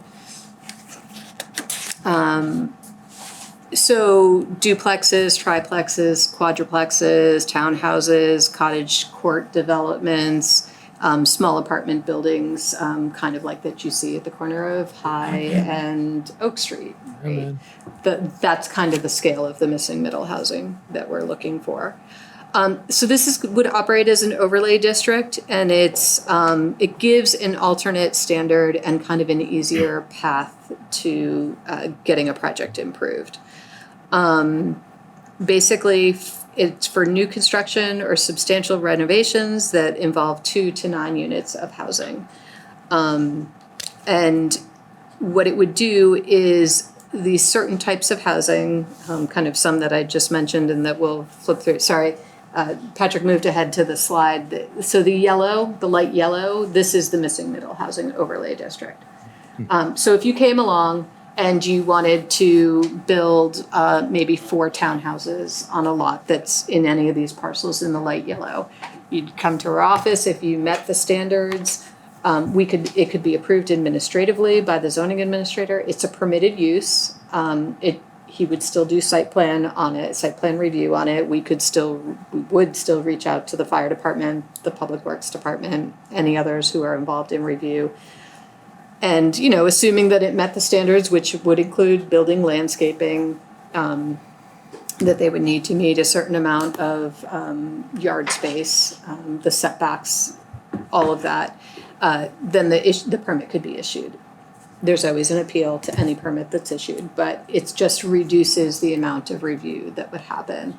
And it helps reduce NIMBY complaints actually as well. So that's how it streamlines the review. Next slide, Patrick. And so these are some of the forms of housing that we're kind of targeting, whether it's, duplexes, the small apartment buildings, townhomes. Next slide, please. Yeah, and these are just examples. I think they were mostly from around Vermont that our consultant found. Yeah, that one on the left is not in Brattleboro, right? No, it's Okay. not Brattleboro. Yeah. Actually, it looks like what we saw in Charlotte when Nice. we were down for the conference. Yeah. Isn't that John's new house? No. Next slide. So yeah, these are just all visual examples of kind of Yeah. what we're trying to promote. And so just to pause and just to tie it back to what the board did this morning, earlier this meeting. So the permitted use means that they won't have to go to the DRB for an unpermitted use to look for a variance or. So permitted use means it's by right. So if Okay. you meet all the regulations, we're going to issue a permit. Yeah. And we've made it easier to do that by sometimes permitted uses need to go before the DRB for site plan review. Yeah. But you're not looking at things like how does it fit into the neighborhood? Yeah, I mean, they're not we've already doing that determined analysis on the yeah, and I mean the key point here is if you look at our neighborhoods, there's lots of units. Like I said before, it might look like a 1-unit house, but there could be 3 or 4 in it. So what we're saying is we know our neighborhoods are mixed for the most part, and so let's not put it through extra review, extra cost, extra time. Yeah. And open up that chance for people to say it doesn't fit into the neighborhood when we know we have this development pattern that actually it does. Yeah. Sorry to interrupt. So Steve is going to talk to a couple of other changes that we're proposing. Yeah, so we heard about the changes to the uses, or rather the dimensional standards and the districts themselves, as well as an overlay district. But we also had a few changes to the uses that were actually listed as permitted or conditional use or unlisted in certain districts themselves. So I'm not going to go through every single one of them, but up on the screen right now, we have the uses that were not previously permitted, which is sometimes also called by right. And they are proposed to become permitted or by right. And effectively that was because the work of the Planning Commission generally came to a consensus that these are things that fit clearly with the description of the district that they're in, as well as the town plan. And they don't need to necessarily be reviewed every single time with the level of scrutiny that they currently are. So on our next slide, we have conditional use, things that are either coming down to it or going up to conditional use that were not allowed previously. These were generally things that in either direction were seen in the work of the Planning Commission as being something that could sometimes be appropriate, but did generally need that case-by-case review to determine if it did actually meet the context of the area that it was being proposed in. And in a few cases, there are things related to housing that might seem possibly contradictory to what we're talking about. But in that sense, these are in places where we do allow for denser types of housing as a by right permitted use. And so we considered this kind of a nudge to actually get more. And we have actually already seen it happen. There was a case where this did play out, where there was a conditional use review of a single unit that was denied, and they came back with 4, so we essentially gained 3 units of housing from that. And then we also have a few on the next slide that are dropping out of the use table. And these were things that were generally considered to be no longer in keeping with what the town plan or the districts themselves in their purpose statements considered to be meeting what the goals are for those areas. And I will say as well to point out that where we say surface parking or outdoor storage, We're not talking about banning driveways, of course. We're not talking about you can't have parking lots broadly. This is instead talking about this as a standalone or primary commercial use of a site. So if you were to have a commercial parking lot in those areas with no other use. And where we say outdoor storage, we're not talking about your woodshed or your grill in the backyard. We're talking about a commercial thing. And so we can go to the next slide. Liz, I just have a question. Would you remind us what the service center district is? Sure. So that's sort of around the exit 3 area. It's a bit further up past the area that's right after the Veterans Bridge is the neighborhood center. It's one of a few disconnected ones that we have. But I think that it kicks in at possibly Town Crier Lane. Yeah, I think it's Town Crier. And then continues up until the highway. Yeah, I just want to make a comment about unlisted uses. So while we have taken a bunch of uses and said they're going to be unlisted from now on, if there's an existing use, it can continue. If it ceases to continue, and I think it's for a year, then that use moving forward is extinguished.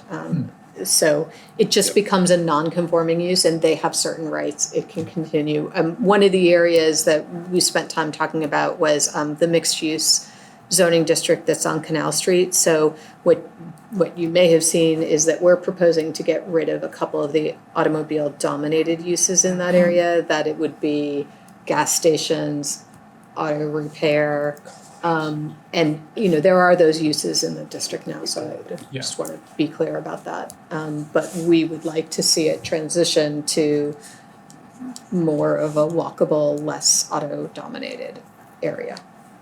That can help preserve the neighborhoods there as well. And then we also had a few changes that we made to the accessory or special use standards. 3 different types of residential structures we made some changes to.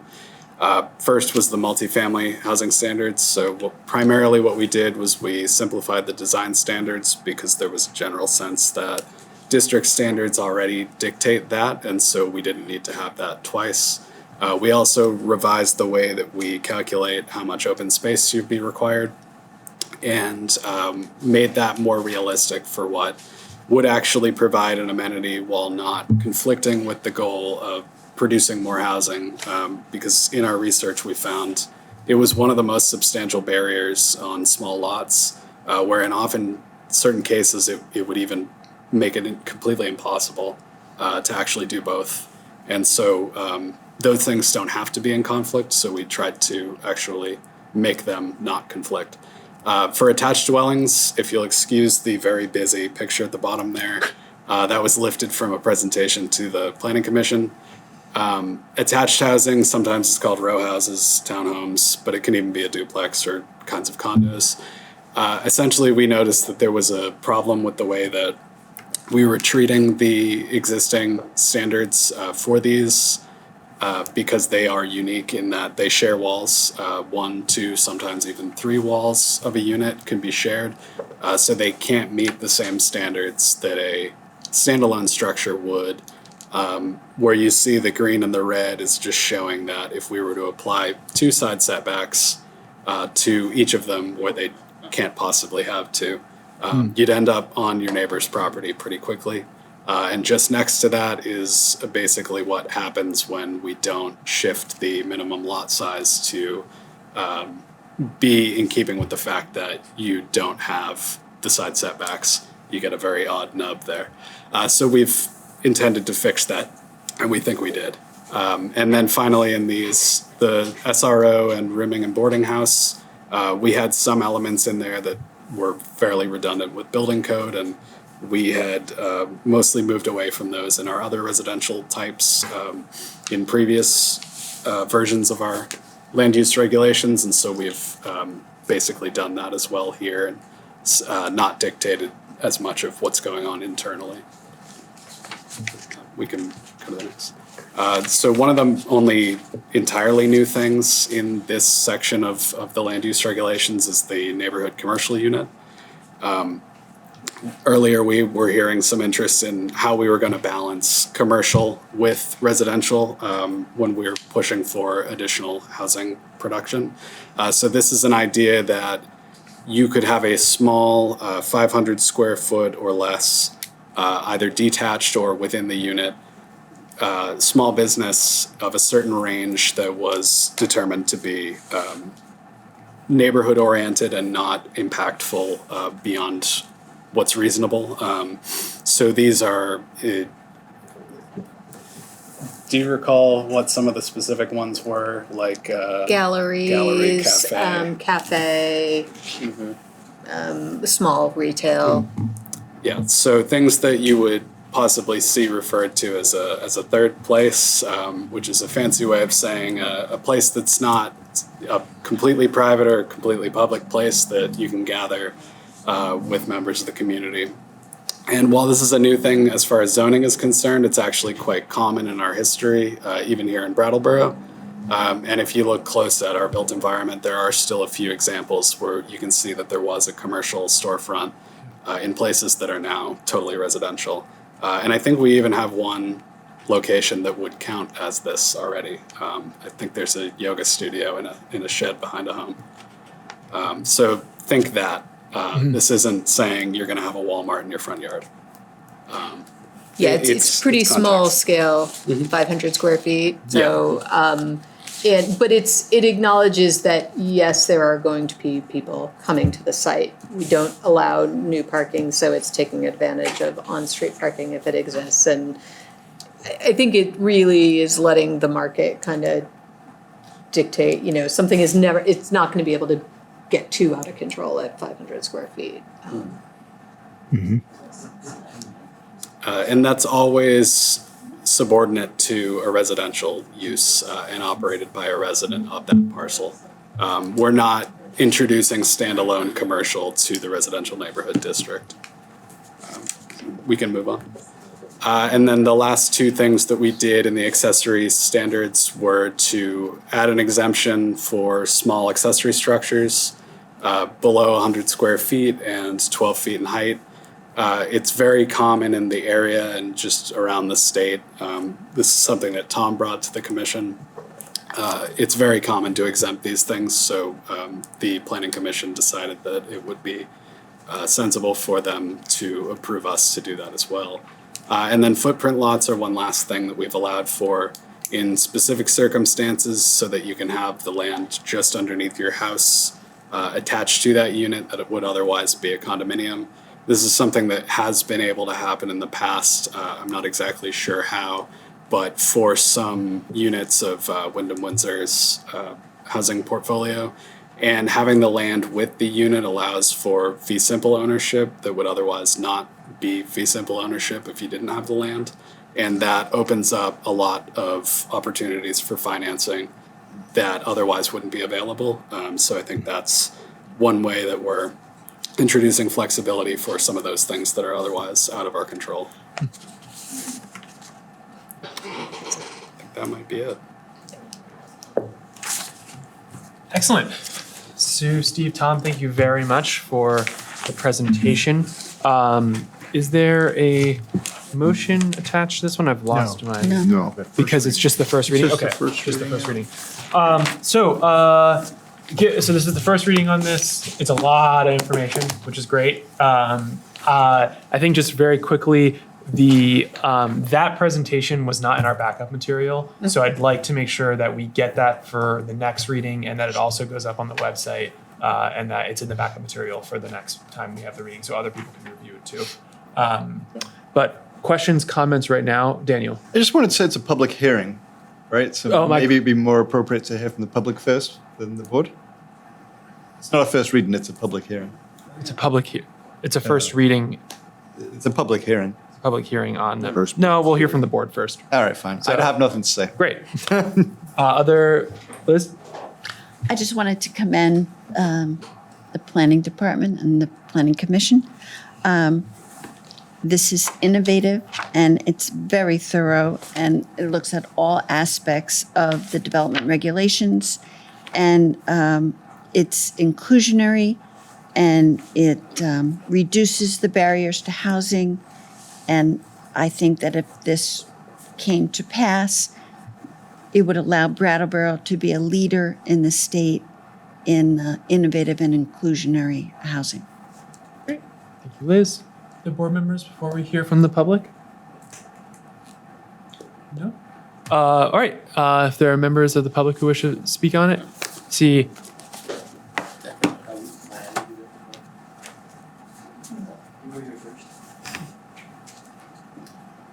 I'm speaking for the Design Review Committee, which deals with historic neighborhoods and neighborhoods that could possibly become historic. And Maya, if you just want to identify yourself. Oh, I'm sorry, Maya That's okay. Hasagawa. Hi, Maya. I forgot. But I am representing the Design Review Committee. Understood. I wanted you to know which hat I have on tonight.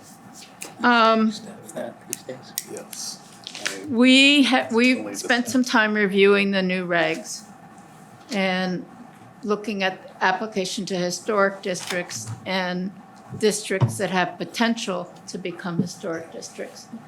And the only issue that we have, and I think Jessica forwarded to you an email from us. Today? A couple Okay. days ago, I think. But the only quarrel we have is with the front setback regulation. And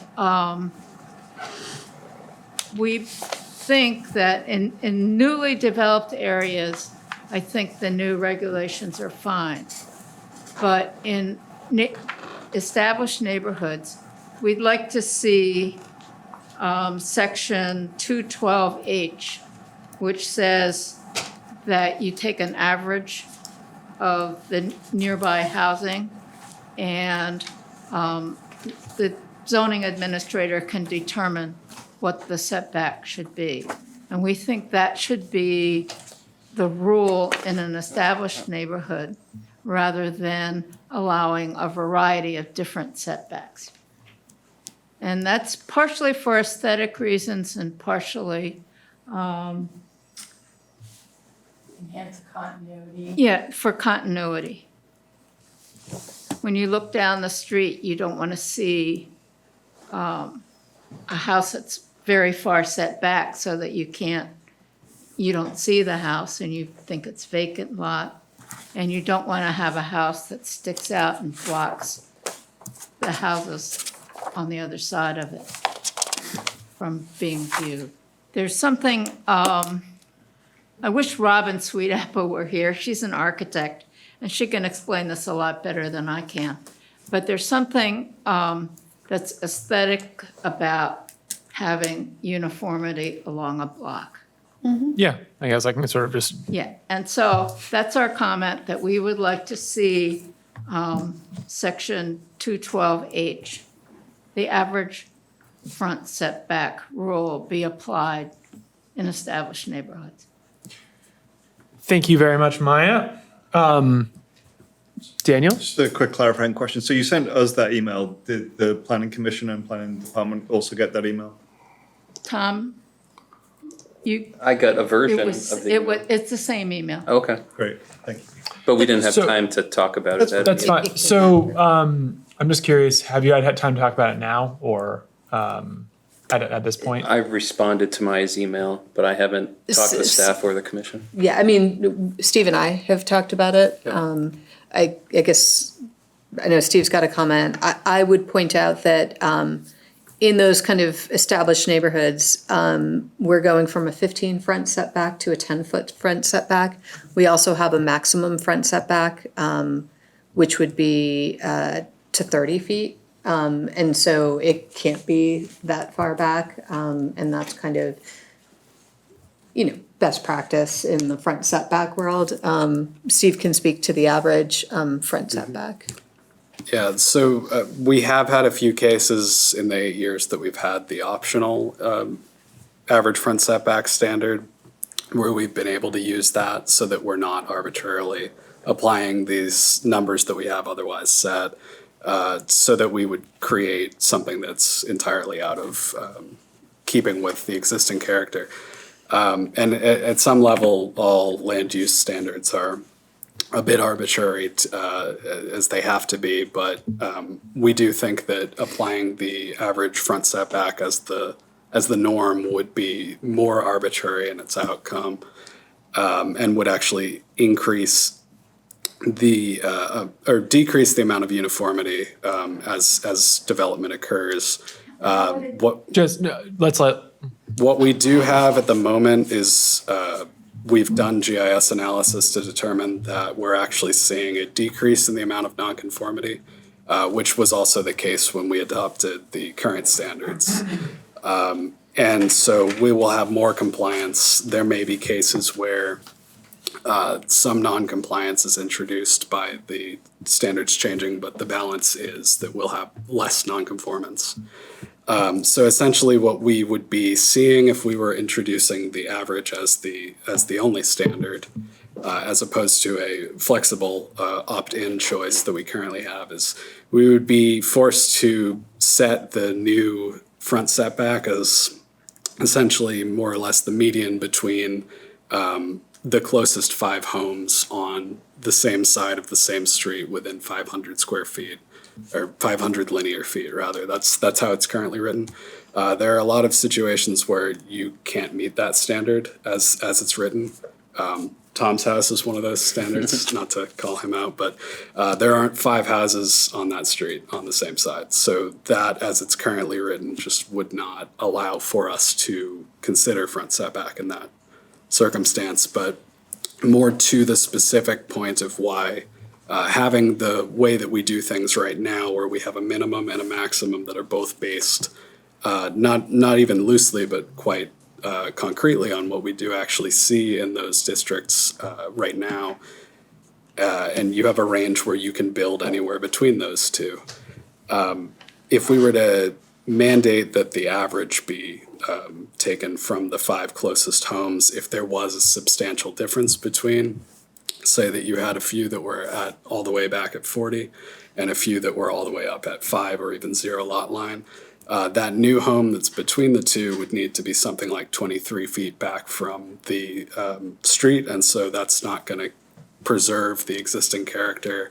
That's not going to meet the sort of uniform linear setback that is the goal, I think, of both the DRC and the work that's been done here. It really is, it would create a situation where there's sort of an arbitrary changing setback that's far less linear than is desired.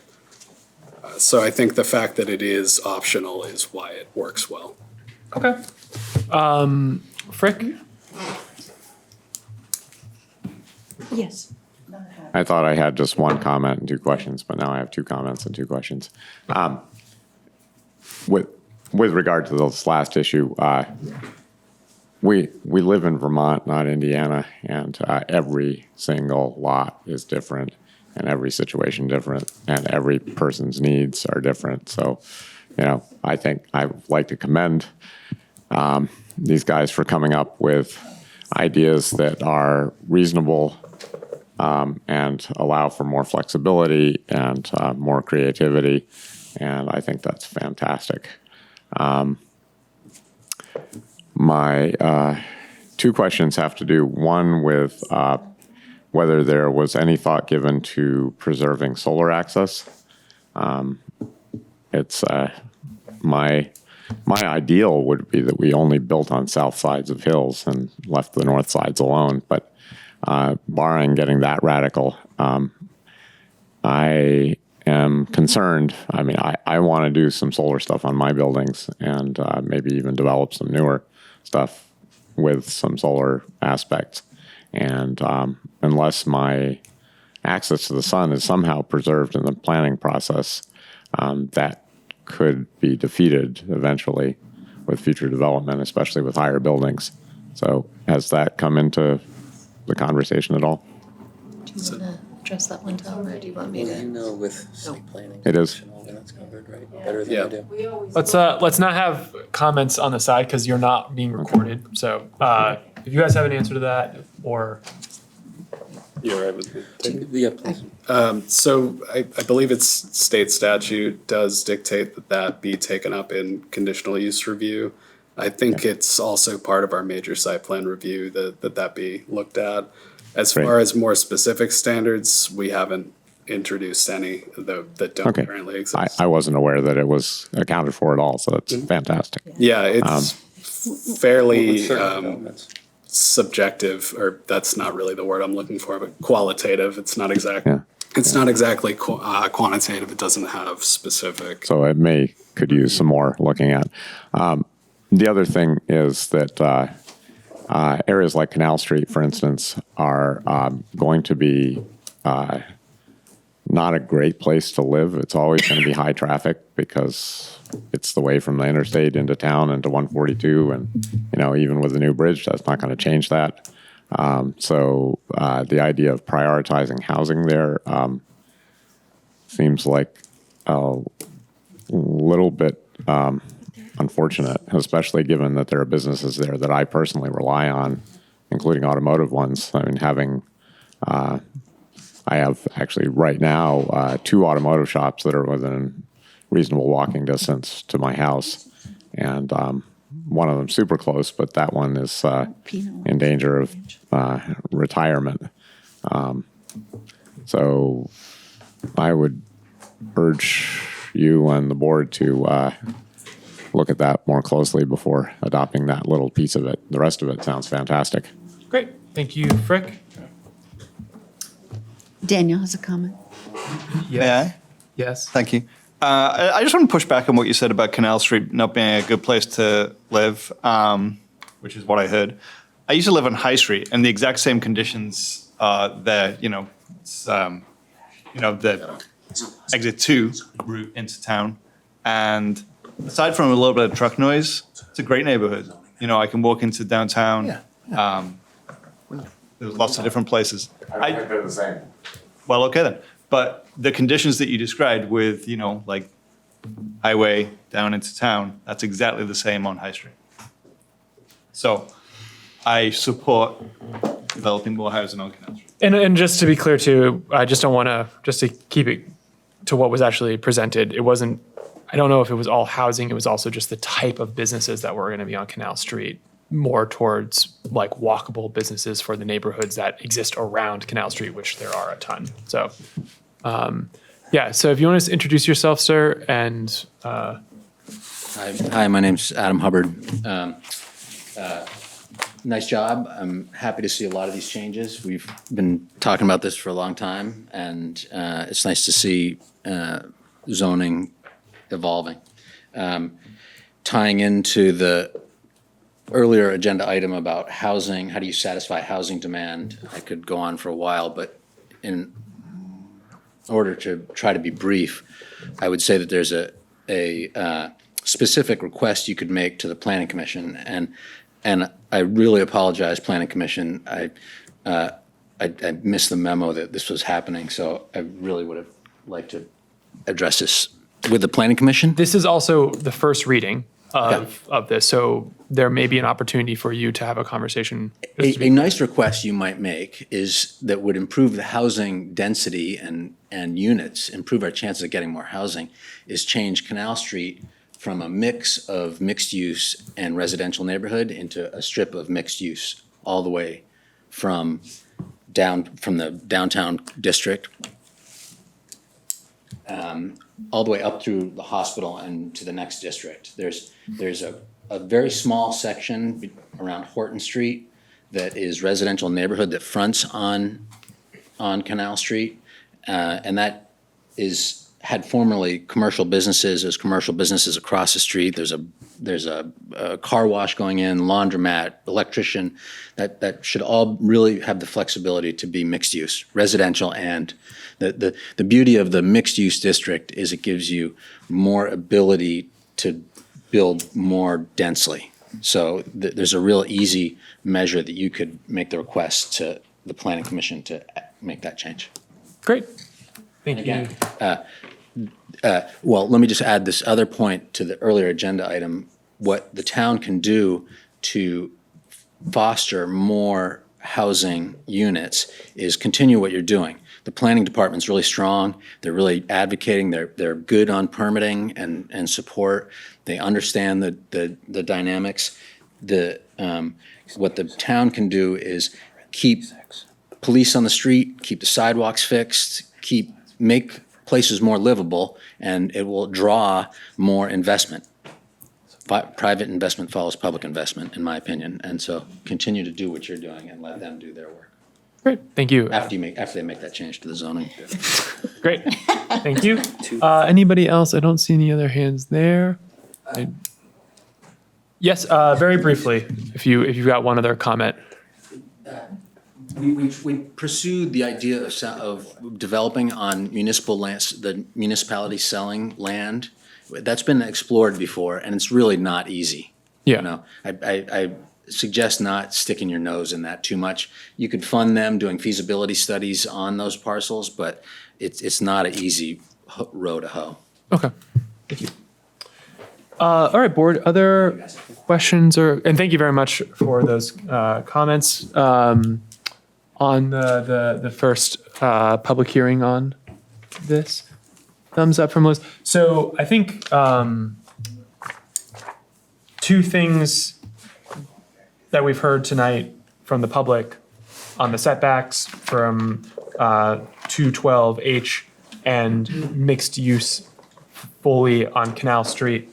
I take the feedback from the public seriously on these things. I'm wondering if for the second reading or the second public hearing, if we could have a little bit more information on why the proposal is the way it is for those two issues. And then I'd also like to just know whether if the board were to make a different decision on either of those issues or any other issue that we hear about in the public at that meeting or in the interim, how does that impact the two readings or the two public hearings and whether it has to go back to you, or I'd just like to know what the process is.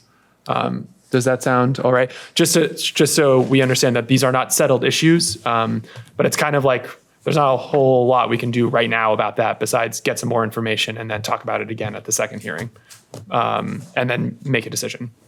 Does that sound okay to board? Are there other questions or comments from the board? I had just one very quick one. Transitional neighborhoods is where you're doing the small business stuff in that potentially I don't know if I've heard that term before, what a transitional neighborhood is. It's the residential neighborhoods is where we're proposing the Yeah. neighborhood commercial units. Okay. That one's on me for using a unique term there. It's RN 3600 for sure. I believe. Okay, RN 3600. Believe it also includes RN 5400, but I could be incorrect about that. It does include. It's both the residential neighborhood. Yeah, but only the residential neighborhoods. And DRC, if you guys want to come back at the next one, and you might reference other people that maybe should speak to it too, I think the board would be happy to hear some testimony from them. Send Robin. Oh, good. Yes. And I think it's an interesting question. Frick, I'm trying to think if our two houses, are ours at the same setback? I don't know. Let's go measure them. We should go right now. We should move them. Yeah. And I think unless there's any other questions, there's no motion to be made. So just thank you all very much for the presentation and all the information. It's really interesting and really incredibly good work. So I'm looking forward to the second hearing. Thank you. Thank you. Okay, so we're going to move on to new business agenda item 9F, which is the committee appointments. So board, I'm going to make a request. Having spoken with Brian Bannon before during one of the breaks, Catherine Turnus, who was one of the applicants for the DRB, has she's a little difficult to get in contact with on her email. And so she's been on the DRB for many years, and I'm worried that she was just not notified of the interviews. And I'm very hesitant to move forward with the voting on the applicants because if she was not notified. If she didn't have the If she had no opportunity opportunity because, and if the town staff knew that from the DRB side, I'm a little hesitant to move forward until we make sure that she knew that there were interviews. That's just my perspective. Given that she's been on the board for many years, and I know that I've been told that she really wants to be on it again. That's kind of where I'm at. But Does it do any harm to kick it to the next meeting? Is that what you're asking? It We may. could also vote her in. Without. Absentia. that's absolutely true too. I would request that in the process of informing committee applicants that we give them a phone call as well. Yeah, I agree. You know, Yeah. leave them a voicemail. Yeah. No. Yeah. Yeah. So that's kind of. I didn't understand that. It sounded like the issue was like her email was unreliable. Oh, you mean It's in like, advance, Let's not- like also, okay. you know, All right, no, call them I as well understand as now. just email them. Yeah. Speaking as Yeah. I know. interim chair of the DRB, when would you make appointments then? Because I'm worried that if you don't make appointments before our next meeting, we won't have a quorum. So our next meeting is the 25th of July. Okay, that would work. Okay. So let's just is that as the interim chair, Thank God you were here. my rationale being, Thank God you were here. Yeah. I want to just make sure that Catherine has an opportunity if she's interested in giving an interview. If she was not notified at all on it, then, Well, yeah. Catherine has been erratic in reading her emails, so I don't know whether she was got an email or not. Okay. Okay. Okay. I mean, if the board wants to just vote on it, I just wanted to put that out there that I had had that conversation with Brian. So, I can wait till the 25th. okay. Are you okay with waiting to the 25th? Okay. So we'll wait till the 25th As long as then. it doesn't inconvenience the committee. If it doesn't inconvenience the committee, then I don't see any harm in it. Just doing. Perfect. Okay. So do we need to appoint though the non-contested? That would be great. Yeah. So I'm going to make a motion to appoint all of the applicants to the Arts Committee, to the Senior Solutions Advisory Council, and to the Tree Advisory Committee that have applied and are uncontested. Any further discussion? Do you want to note for the record that Frick Sprite withdrew his application? No, because he's no longer, well, I guess I can note. I mean, if somebody's looking at this. Yeah, gonna so see it's no longer contested. Yeah. So Frick has withdrawn, so it's now just Dennis Glover and Robert Clements who are applying to the Tree Advisory Committee. So Denise. Yeah. Denise Glover. Denise, yeah, that's right. I did that last time too, I think. Nice. Yeah. It's a little late. Okay, so It's a little late. all those in favor? Aye. Aye. It's going to carry 5-0. Congrats to those who are appointed, and we'll let the DRB applicants know the delay in the appointments tomorrow. Okay, with that, I'm going to make a motion that we move into executive session. And I move, it's a two-part motion. First, that we move to find that premature public knowledge regarding contracts with EMS providers would clearly place the town at a substantial disadvantage because the select board risks disclosing its negotiation strategy with EMS providers if it discusses the proposed items in public. Any discussion, board? Seeing none. Discussion from the public? Frick? Can I interject one wee thing that's off topic? No, not off topic. Not off topic. Definitely not. Have we acknowledged Bill Hustis already this evening? It's Not off topic. I'm sorry, Frick. Anyway. We're just going to keep moving along. Sure. So, Behind us. absent any other discussion, all those in favor? Aye. Aye. All right, it's going to carry 5-0. So then, in that case, board, I move that we enter into executive session to discuss contracts, the negotiating or securing of real estate purchase or lease options in the appointment or employment or evaluation of public officer or employee under the provisions of Title I, Section 313A1A, and that invited into the executive session are the town manager, the assistant town manager, and the town attorney and the town Yes. attorney. Any discussion, board? I'm sorry, you said who's invited in? Town manager, assistant town manager, and the town attorney. So are we talking about employment issues? Correct. I literally just warned All that. right, very Yeah. good. Appointment or employment or evaluation of public officer. here or it is. employee. There he is. Look at that. Yeah, I mean, So- I thought we were gonna do part of it. So